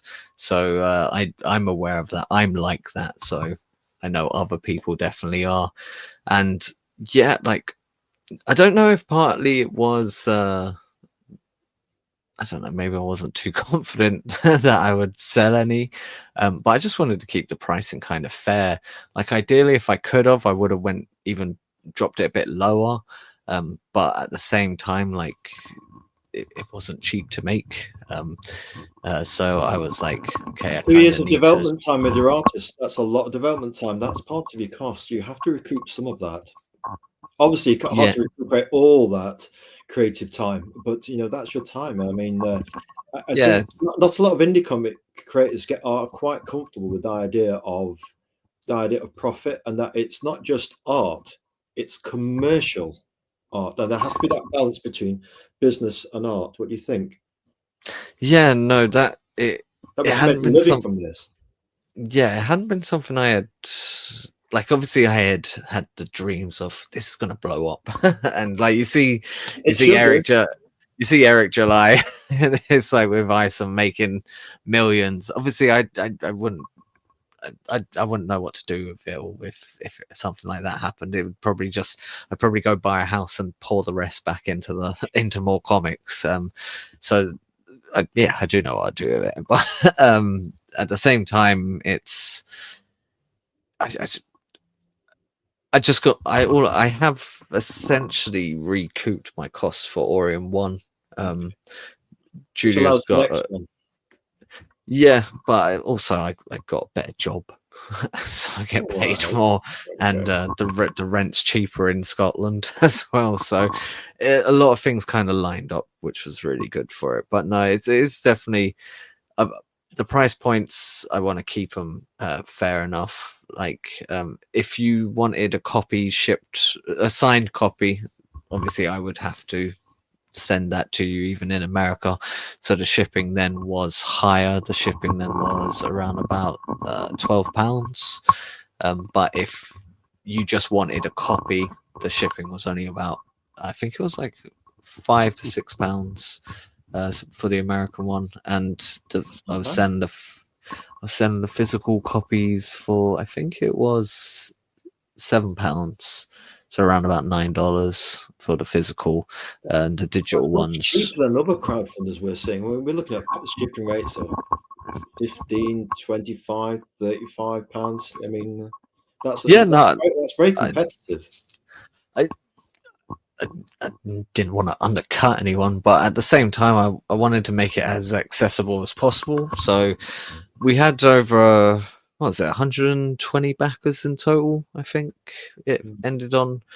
Um, a large majority of them were in America, which is obviously massively grateful for.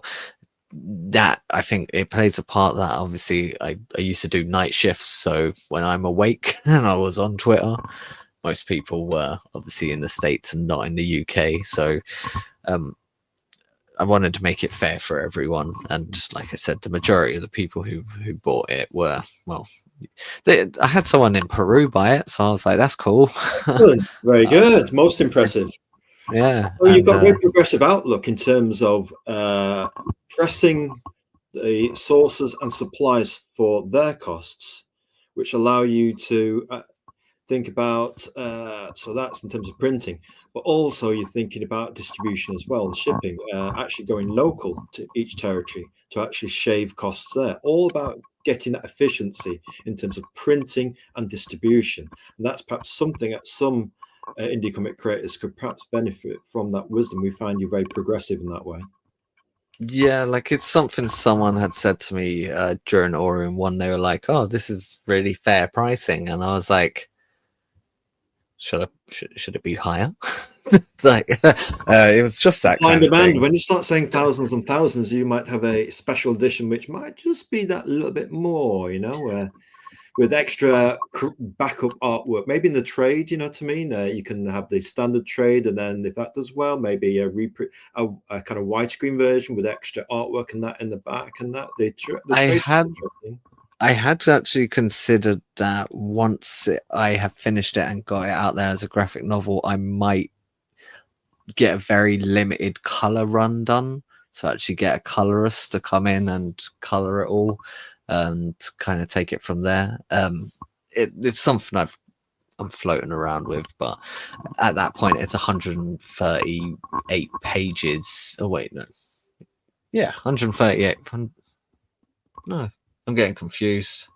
It's getting late. 128 pages of 128 pages to color would be quite a bit to color. So, and but yeah, no, I just wanted to make it a nice fair price for everyone, that anyone could get it. And since then, obviously, I have done a few giveaways, and on my birthday, Mhm. I wanted just kind of I wanted to get it out there a bit more.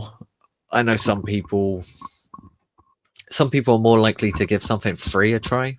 So, Okay. um, so yeah, I had a few people reach out when I sent them the digital copy of Oreium on my birthday, and they're like, "How much do you want for this?" And I was like, "Nothing." like just enjoy it.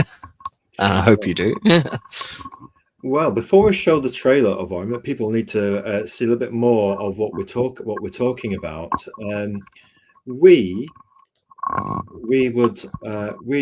liked our digital copy, but you know what?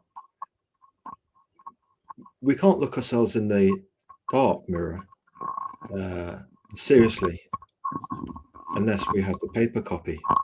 So let us arrange through our arcane dark messaging to back you for a physical copy in addition. That tactile sensory smell, we want to smell the Oreium, we want to see it, we want to feel it, and only that will fully satisfy us. Well, I do recall that I said I will send you a physical one. We had the chat in the DMs just because just how great of support that you had provided to me when I was sharing it, and you were sharing it out there. The only issue that I had is I ran out, and I haven't got any more printed off since then, because my kind of thing is I'm just holding off until we get to the second issue, because there's going to be obviously be the bundle of issues 1 and 2, and so needing to get that kind of out there for that. So but once I do have that there is going to be a copy going straight to you, Carl, because yeah, I said it, and I am a man of my word. So you will be receiving a copy with... Ladies, have you heard these words? Can you not hear him? He is a man of his word. You must see this stream. Evidence before you. Exclusive. Master Starmillion, your most kind, being people, our hive mind of words, many. We will back Oreium 2 as night follows day. It is our dark destiny to do so. We are looking forward to this one. Right then, that trailer, sir. Let's show people a little bit more of the darkness.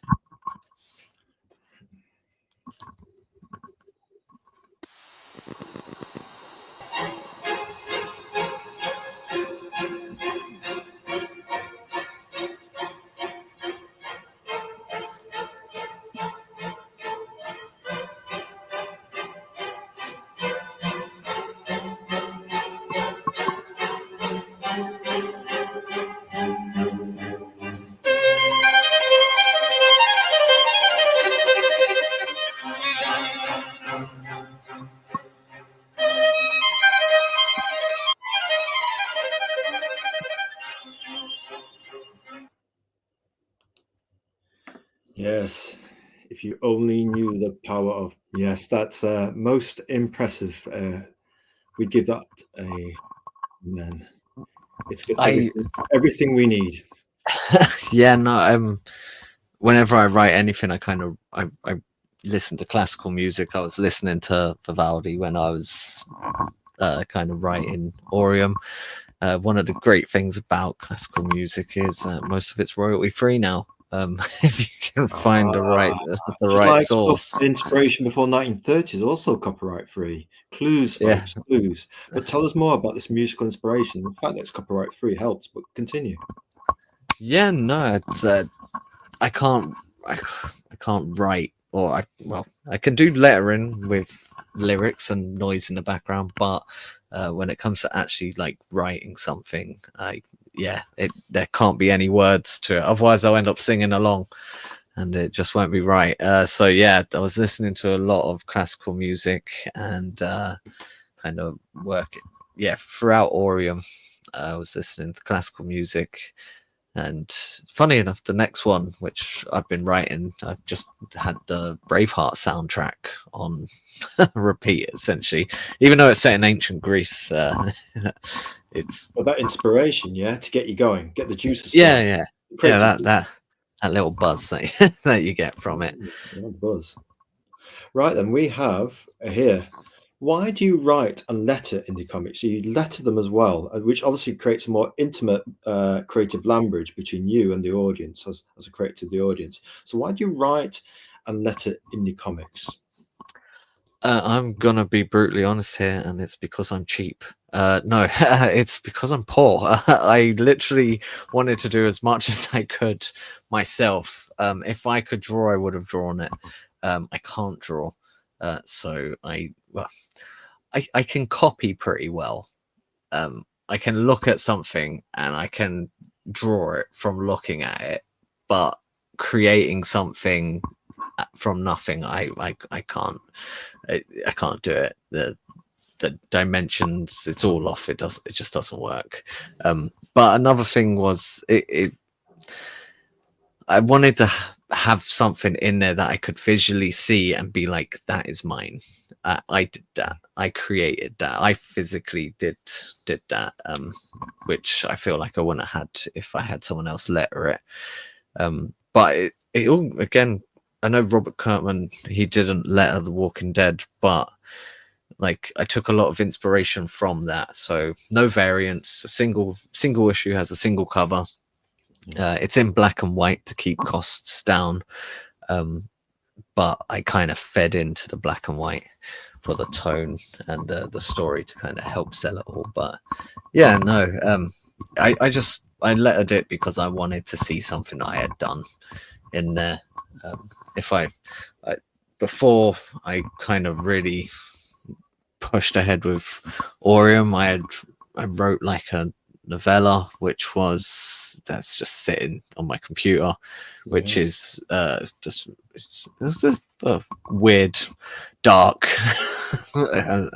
dark story. Darkness story and darkness and stories again. I think we're Sedgway.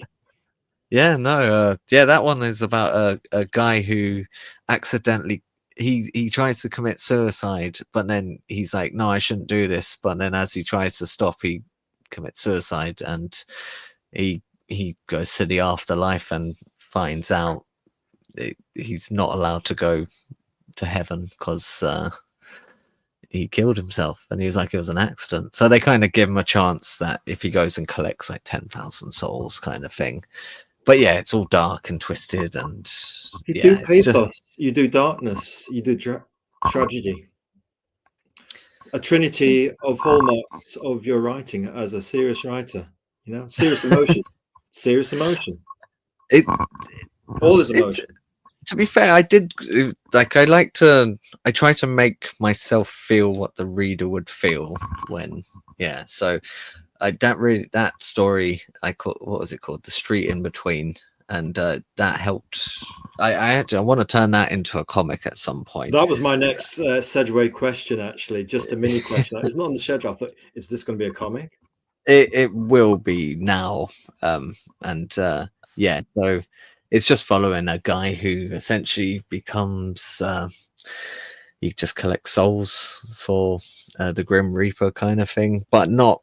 It's not as it's more corporate styling of it, and and there's a few twists and stuff like this, and like I like a good twist. M. Night Shyamalan like affected me as a youngster. Yeah, almost mirrors real life. Corporations collecting souls. Essentially, yeah. And then but yeah, no, that's definitely something I want to go further into. But the problem with it is because the whole aspect, I was like, oh, how do I make people feel stuff? And like I want to make people cry. But in like well, not in a nice way, but like just I want to make people feel something, and yeah, so that'll be on the horizon in the future. We're looking forward to that on the dark horizon. We're looking forward to that. We thought that's a comic. Will you do it? And you've answered us. It's an affirmative yes. You heard it here exclusively, folks. We're getting all the exclusives tonight. You know, even a guy that keeps his word. I mean, it's worth watching the stream just for that one guy out there who keeps his word. Come on, Carl, behave yourself. We're talking about darkness. Tell us about this Christmas gift of another kind. When this came out, we thought, oh, well, there's Oreium too, but we got this instead. And we suddenly thought, well, it's by Starmillion. We've got to check it out. So it's The Carol by John Casey Orozco and Giulio Pappalardo. Tell us about this little dark gemstone that you gave us before Christmas. I mean, I as a Christmas present, we like it. It was purely that. I am so thankful for the indie comics community and the comics community on social media. Obviously, mostly on Twitter and X, because that's where I spend, well, 90% of my social media time. And I just wanted to give something back. It wasn't anything other than thank you. Like, thank you for sharing when I do shares. Thanks for liking, reposting, commenting, everything like that. It was just that's why, like, I know a lot of people, like, I had the PDF ready to send out to people, but no one asked for it. So I was like, okay. But that's why I put the pages directly up on Twitter, just as, like, you can read it right. Oh, sugar. I was like, you can read it like right now. You don't have to download anything. You don't have to go to a different website. It's here. And yeah, you can. What have I done? There we go. And yeah, I just wanted to give something back to Felt that way, and everyone. we appreciated that gift. Without giving the game away, we'll show these pages, but if we just briefly touch on them and they get people to download this one, because it's got a darkness to it, and there's a moral sting in the tail. So there's a kind of almost a dark morality, which we like. This page, sir. Yeah, no, I just I knew the concept of the story, so I needed a kind of, but I just wanted to do a 4-page story. I wanted a kind of quick turnaround. So obviously, here we've got a old man who you were seeing was talking to a family member, and Yeah. then yeah, on the next one there is I'm Gone. yeah. So and on this one, I just like that whole kind of feel, like the bowler hats and the Victorian like type setting, and then a drone comes through. So it, because initially I didn't actually have the drone, and I gave the script to Jeff Morris to read over at Bent Box, who's just done True Believer, and he actually kind of mentioned, like, by the time you get to the end, he's like, how do we know about this sort of stuff? Like, it looks like it's set a long time ago. So yeah, he mentioned about dropping in a few things like to kind of help, and luckily, obviously, Julia hadn't started yet, so it was a pretty quick turnaround. And So it's that editorial input again, just to help the reader along just a little bit. Enough a mystery and intrigue, but just a little bit something to help them from page to page to kind of get the curiosity going, but also give enough to let them go, there's something, this is the way it's happening. Just enough clues to get you going without being too confusing, but just I don't know. It's kind of like, it's that mystery and intrigue thing, isn't it? Again, you give the people the ingredients to the cake, and you let the reader build their own cake in their own imagination cake, that sort of thing, you know? yeah, pretty much. And yeah, he was very helpful with it. Obviously, he had so much more that he was like, you can do this and do this, and they were great ideas, and I wanted to do it. My only issue is that I wanted to make it 4 pages. Julio can do 4 pages in a month. Okay. So I didn't want to, because obviously it's just him drawing Oreium. So I didn't actually want to take up too much of his time away from Oreium, because regrettably, obviously, if I hadn't done the Carol, I would only be about 7 pages away from actually getting Oreium 2 finished, which would see it out by the end of March, April. Now, pacing yourself, and in terms of time resources. Yeah, so, but I wanted to do this, and I wanted to give something back, and it's free over on Global Comics, or it's also free on my pin on on Twitter. But yeah, it's just kind of. We'll just briefly show this and go, that's going to hurt in the morning, son. And we won't keep it on the screen too long because we don't want to be a spoiler. So we'll go quickly back to double head shape. So there are dark consequences and meaningful impactful action when it happens. I notice there's a certain stillness to your style, and it's like a nice steady beat, and then all of a sudden, boom! It's almost like a Mike Tyson punch in round 3 or 4, and you really let the reader have it. We like that sort of sense of, a steady kind of, oh, what's happening here? But before you know it, the reader's on the canvas going, what hit me? We like that. Yeah, no, I've always liked that kind of storytelling, which where you just everything's going fine and then a tire bursts or something. Yeah, exactly. So yeah, no, it's always been something I've kind of enjoyed. We can see as a reader, we're going to have to watch you as a creator. We might need some health insurance with everything being dark and that, to me now. We don't want the boys knocking at the door going, all right, I didn't read it correctly. Right then, question number 4 of the big 5. What advice would you give aspiring creators? On this show, we listen, we learn, and we share. It's as simple as do it. I spent since I left school, like I said, I wanted to become a director. I didn't. Like, I could have went down that path. It means that I would have had to do like an extra couple of lessons at college, but I didn't even choose to do that because I was just not confident enough in myself. Do it, just do it. Like, do whatever you want to do it. Like, if you want to, well, creatively. If you want to write a song, write a song. If you want to sing, go sing. If you want to draw, keep practicing, because drawing's hard. If you want to write, keep writing. Writing's easier than drawing, but it's not easy at the same time. And you just got to keep practicing and keep putting it out there, because it is, if you don't do it, you're not going to do it. No one's going to do it for you. It's kind of it's how my inspirational posts have been going more recently, of look, just go do it, because no one said that to me. No one kind of was like, you go and write your comic or your book or your musical or short story. So yeah, I just did it, and that's the best advice I can give anyone out there, is just to go do it. And I have drunkenly given that advice to people randomly at nightclubs and pubs as well. I've been like, what drink were you drinking when you gave that advice there? I think double Jack Daniels and Coke. We suspected a whiskey might be in there somewhere. We've got some bonus questions for that later, but moving swiftly on. Hey, the advice, folks, going to look into that green light as we say this.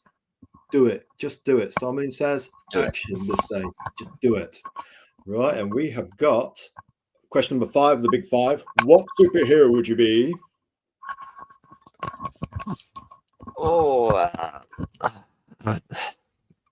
If I had to be any, I'd want to be Cap, to be honest. Why Cap? I just want to do the right thing, and I want to help people, and I don't mind getting hurt if I can help someone. I guess physically, financially, I've got a wife and kids I got to think about. But yeah, no, I wouldn't. Yeah, it'd be Cap. It'd always be Cap. Like, there are other ones, family and friends, but to the broader community, a sense of duty to the broader community as well. Yeah, no, it would be that. Like, obviously you always want to protect your family and friends, but it's like, I don't mind standing up for people that I have even if I don't know you, if I see something and I don't think it's right, I will, to my own trouble, speak up about it. And it's not the best thing to do at like 3 o'clock in the morning on a night bus coming back from Camden.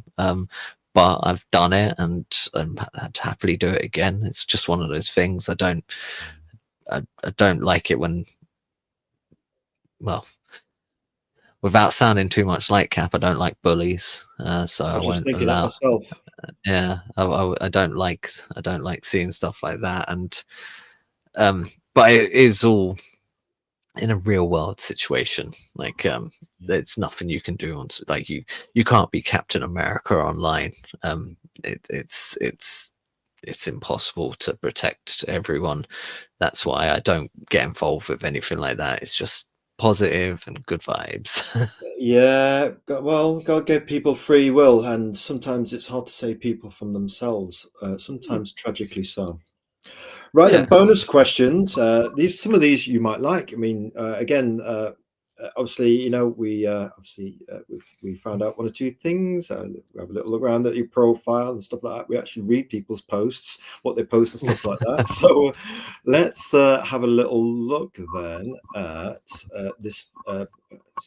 We just wanted to spend a little bit of time on your artist. You can do 4 pages a month, you say. So tell us about Giulio, the Oreium artist. It's Giulio Papaladro, interior and cover artist. Giulio graduated from the Italian Academy of Visual Arts and New Media Scuola Internazionale's Comics, and Giulio was the finalist for the Luca Project contest in 2001, was it? Giulio is the co-author for Almanacco Infernal della Befana, recently published. Myself and Giulio have worked on Oreium for over 2 years, so it's been in research and development, and it came to fruition last year. Starmillion says he wanted to take this moment to say thank you to Giulio, and you've been very gracious and generous in noting him out during this discussion chat for a bit of credit his way. For the fantastic work he's done. Without his extraordinary skill, Oreium would still be stuck in your head. So tell us about the artist and how you two work together.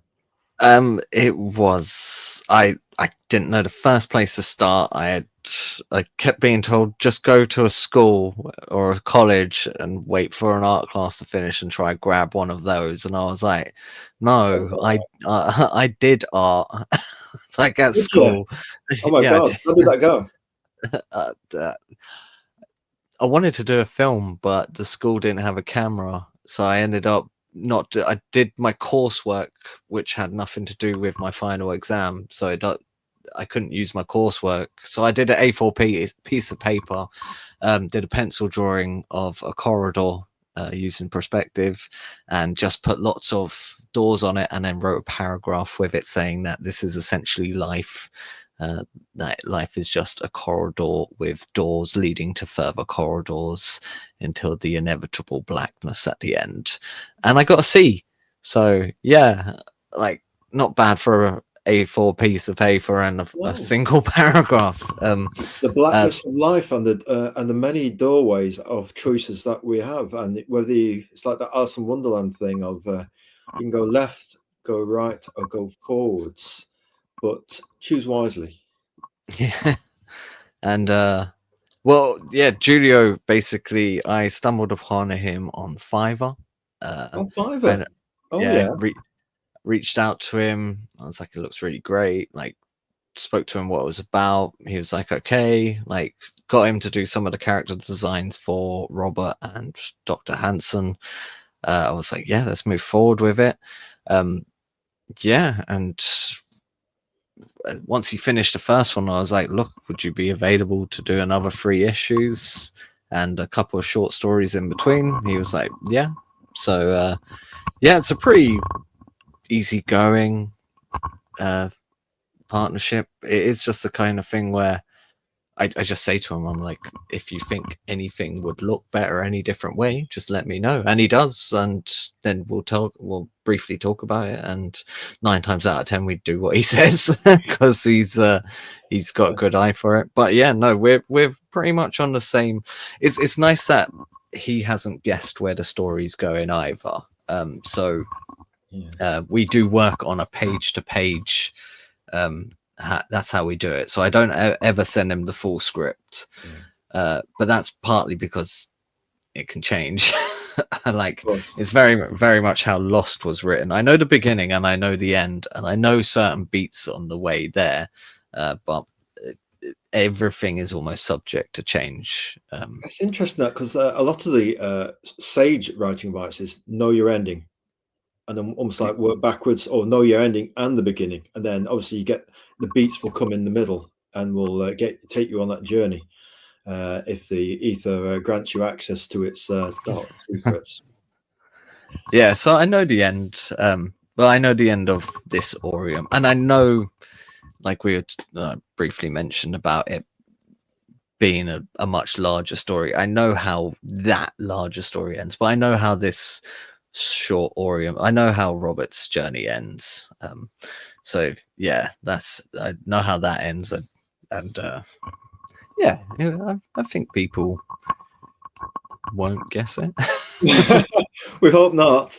What got you into comics? Well, I think we've already alluded to that.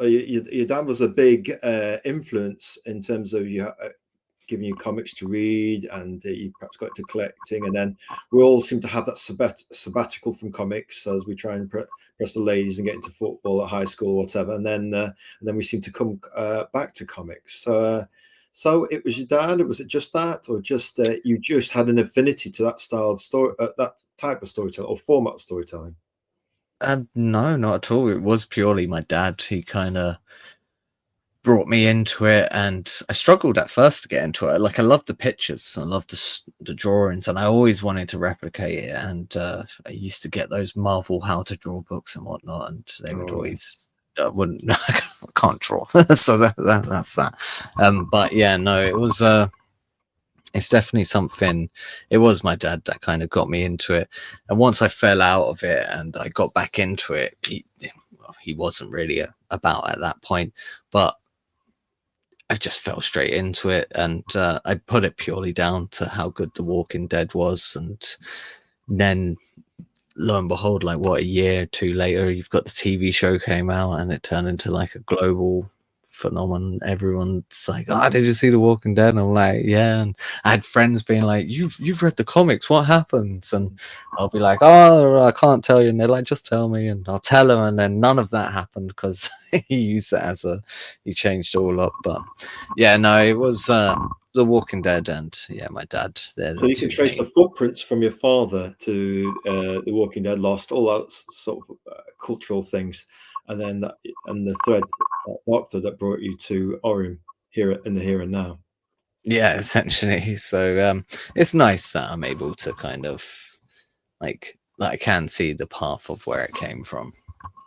What do you like, or what you like, as I'll put here, I'll type up. What do you like about indie comics in particular? Is it that sense of freedom and the fact that you have creative control? Because you allude to the fact that you not only want to write, but you want a bit more of your physical creative imprint with the lettering and stuff. So it's more yours. Obviously, you felt that you couldn't draw, so you got an artist in, Julia.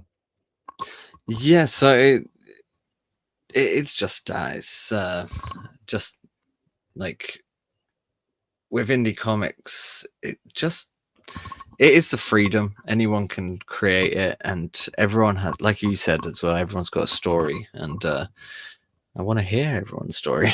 So yeah, and Makes it richer.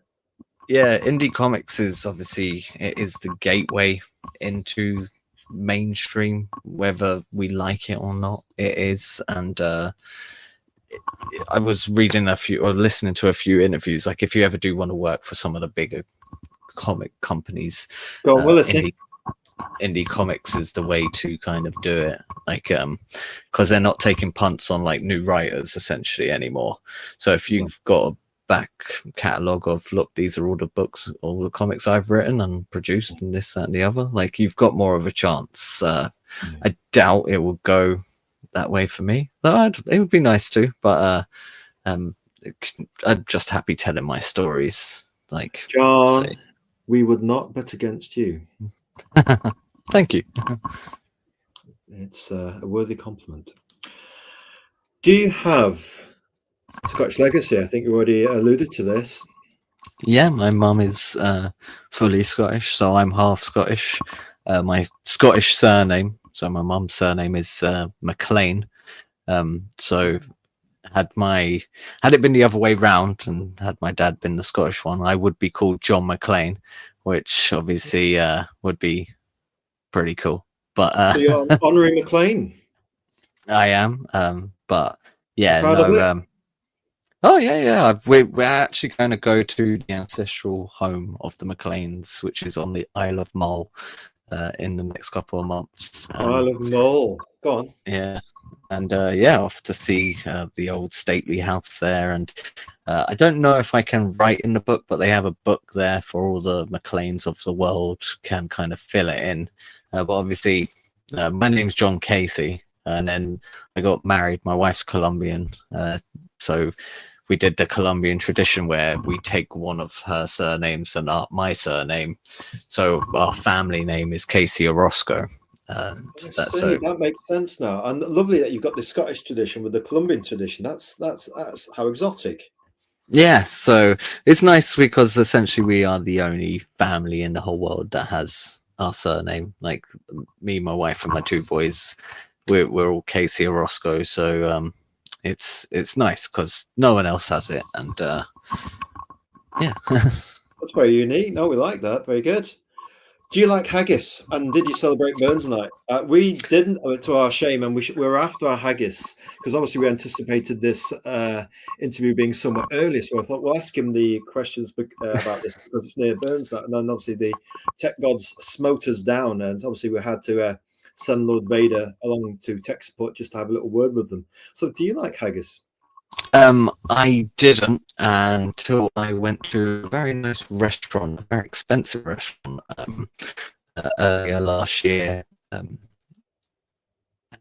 we had some haggis there. It was like on a platter, like a starter sharing platter, that they had some haggis, and that was actually really nice. I've since tried it again, and no, yeah, I don't like it. I don't know who's cooking it. I mean, one of our little recipes that we do is haggis with double cream on top, with whiskey in the double cream. You cook it and burn off the alcohol, and you stir in the whiskey evaporated alcohol residue into your double cream, and that goes on top of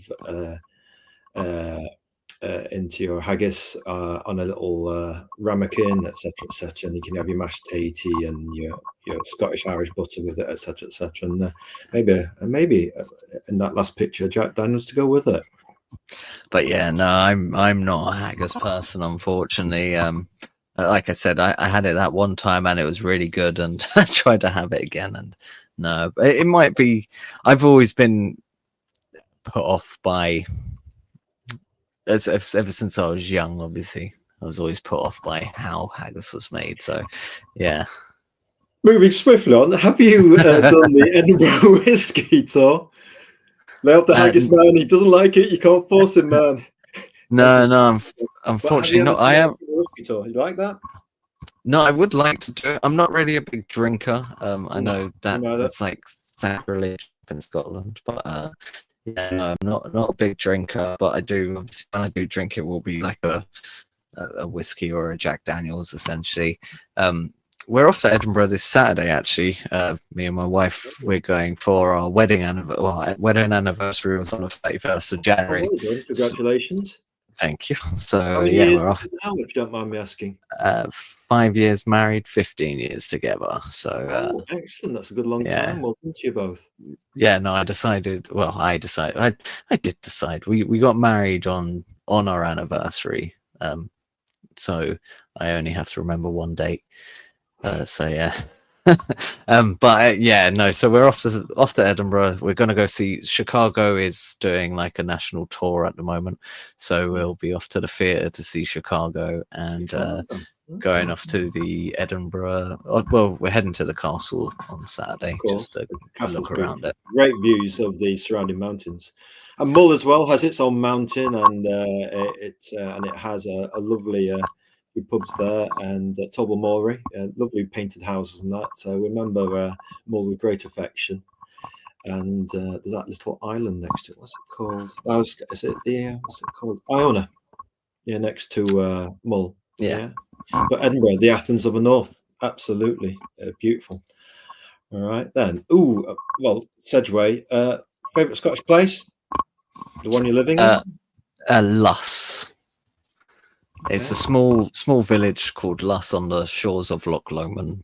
That's a new one on us. Go on, tell us about it. Yeah, it's very small, very quiet. It's actually ridiculously popular with tourists. Like if you go on the weekend, but me and my wife have driven there like about this time at night and just kind of looked at the stars and like when it's peaceful. Obviously the loch's quite nice, but yeah, no, it's and from where you are and Luss, you can see Ben Nevis and Ben Lomond, and yeah. Any ambition to climb Ben Nevis? Eventually, we've done 2. What do they call it up here? The Monroes? Marrow bagging, which is yeah. So we've done 2, just small ones, like the smaller of the mountains, and then we do want to do more. So the plan eventually will be to get up Ben Nevis, but that is probably a few years away still. Yeah, you build up the match fitness first. I would call that a commitment. We did Crow Patrick once in Ireland, and I tell you what, that was a few decades ago, and I knew I'd been in a walk. It was a walk and a half. Yeah, you had the guy at the bottom of the mountain selling sticks. You know, you've seen all the fancy pictures. The guy with the stick, and then by the time we got to the top of the mountain, we were in a cloud. So we wish you well with your match fitness for Ben Nevis. What are your plans for Oreium going forwards? So there'll be 4 issues. The second issue I'm hoping will be out by, starting the Kickstarter in April, with a view to it being shipped out late March, early June. After that, we're straight onto Oreium 3, and then finishing it up with issue 4. Part of me is thinking possibly to do 3 and 4 together, as just a larger book and kind of tie it all up, but it all depends on Julio, and I don't want to wait too long, so I wouldn't want to wait 2 years to get out one large book when I could just have it broken down into 3 and 4 and have it out. Interesting. All right, we have Oreium, full enough, Sedgway again, Dark Divinity, Sedgways. Oreium Saga 2, a preview. Right, we had an initial few images, and these were initial 3 images, but we'll talk about the ones you sent exclusively tonight in a little while. What's going off in this picture, without giving the game away? Yeah, Oreium 1 focused very heavily just on Robert. The world is going to be getting a lot bigger in this second one. A lot bigger, to be fair. Hinting at a developing cosmology, a dark cosmology. So you've got these 3 here who will be obviously playing a larger part. Becca, the girl from the first one, and there is actually about 3 other people as well. So it is going to kind of get away from me a little bit. So yeah, but there's a lot, because there's a lot going to happen and a lot to explain. There's a lot of questions left. A lot to explain, you say, Master Starmillion. What's going off here then? We're curious. We will see the lady in the glass tube.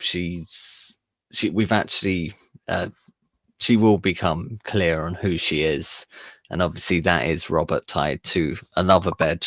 I'm not into bondage or anything like that, just to make it very clear. I know he has been. We're on a late night showing there, folks. Yeah, that is not a confession of anything. We want to make that. Yeah, I just want to make it clear, like, though he has been tied up a good few times now in issues 1 and 2, it is not something that I am into. Essentially, moving quickly on to this next image, darkness we see in her eyes. Yes, so this is, like, I loved the image that Julio did here, but it is now Becca is she will be front and center for this comic to see how it will be going forward. Right then, tell us a bit about Bent Box Comics. You initially on your own, and then you went with Bent Box Comics, if we remember. What was the appeal of that? Was it to get that emotional and physical support from an external publisher, just to Uh, help with the load of promoting it? no, just Chris and John were great. Like Chris was doing his artificial Indiegogo promotion, so he was like the second run of Artificial One, and I shared, liked it. It's if you haven't read Artificial One, please go read Artificial One. It's brilliant. We've got it. Yeah. We loved it. Absolutely perfection. Beautiful coloring on it. What a book! Yeah. What a book! What an indie comic.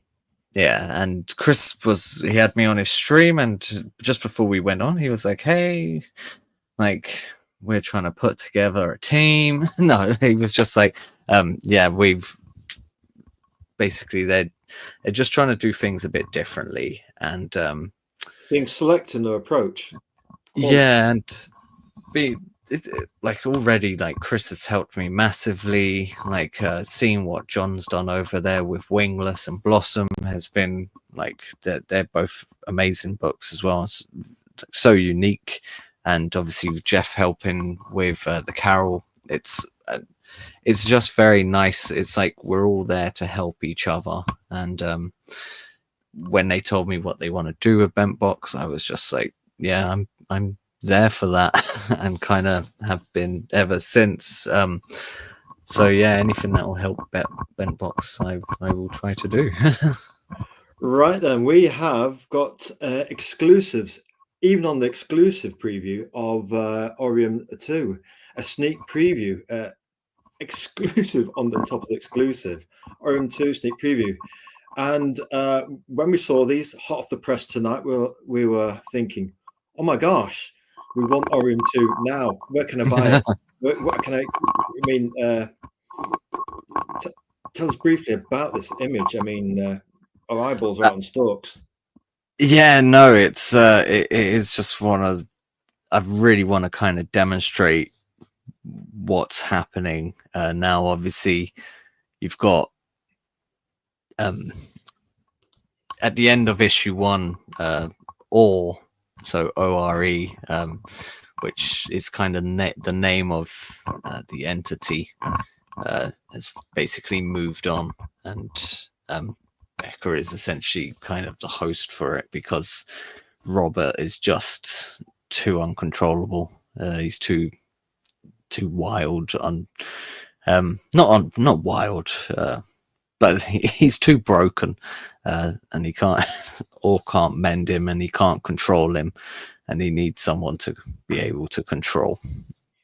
I tell you what, that looks like it's going to hurt in the morning, son. That's crikey. That's it's a bit what we call a bit tasty.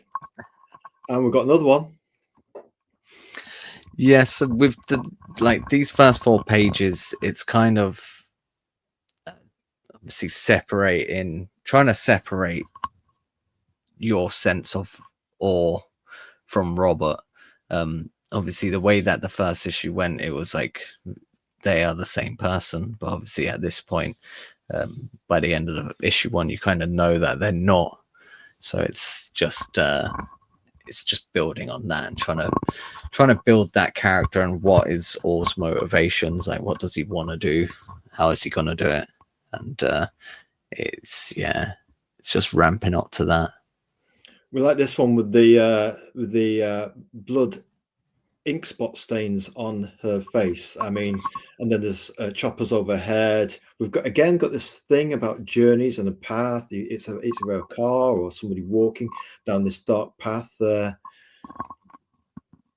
mean, yeah, this is because I haven't had an opportunity where I can kind of just be a bit more open with what he wants.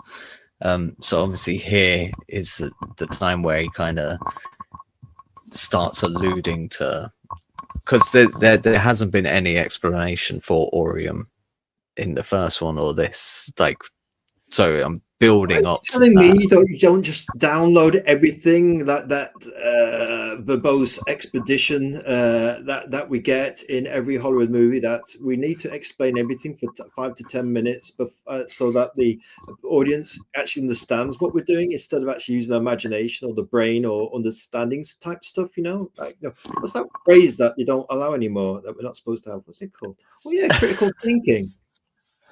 I just would like people to almost relate to him, or to it, this one's got a much better elevator pitch to it, because it is essentially going to be Go on, John. imagine You want to give us an elevator pitch number 2. Let's have it.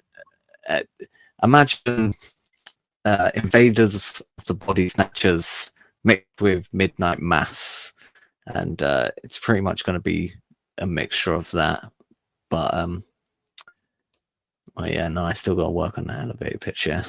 But yeah, no, that's essentially. We think you're coming along nicely with that salesmanship. And look, part of indie comics, being an indie creator, getting your own comic out there, working with publishers, is all about the elevator pitch. Somebody comes to a convention, how do you explain it? And if you start explaining that to 100 people who are passing by, you get good at doing an elevator pitch. So we can see you at a convention doing quite nicely, along with your very agreeable personality. Yeah, by your grace, your elevator pitch will reach many, we suspect. Right then, last page on this one is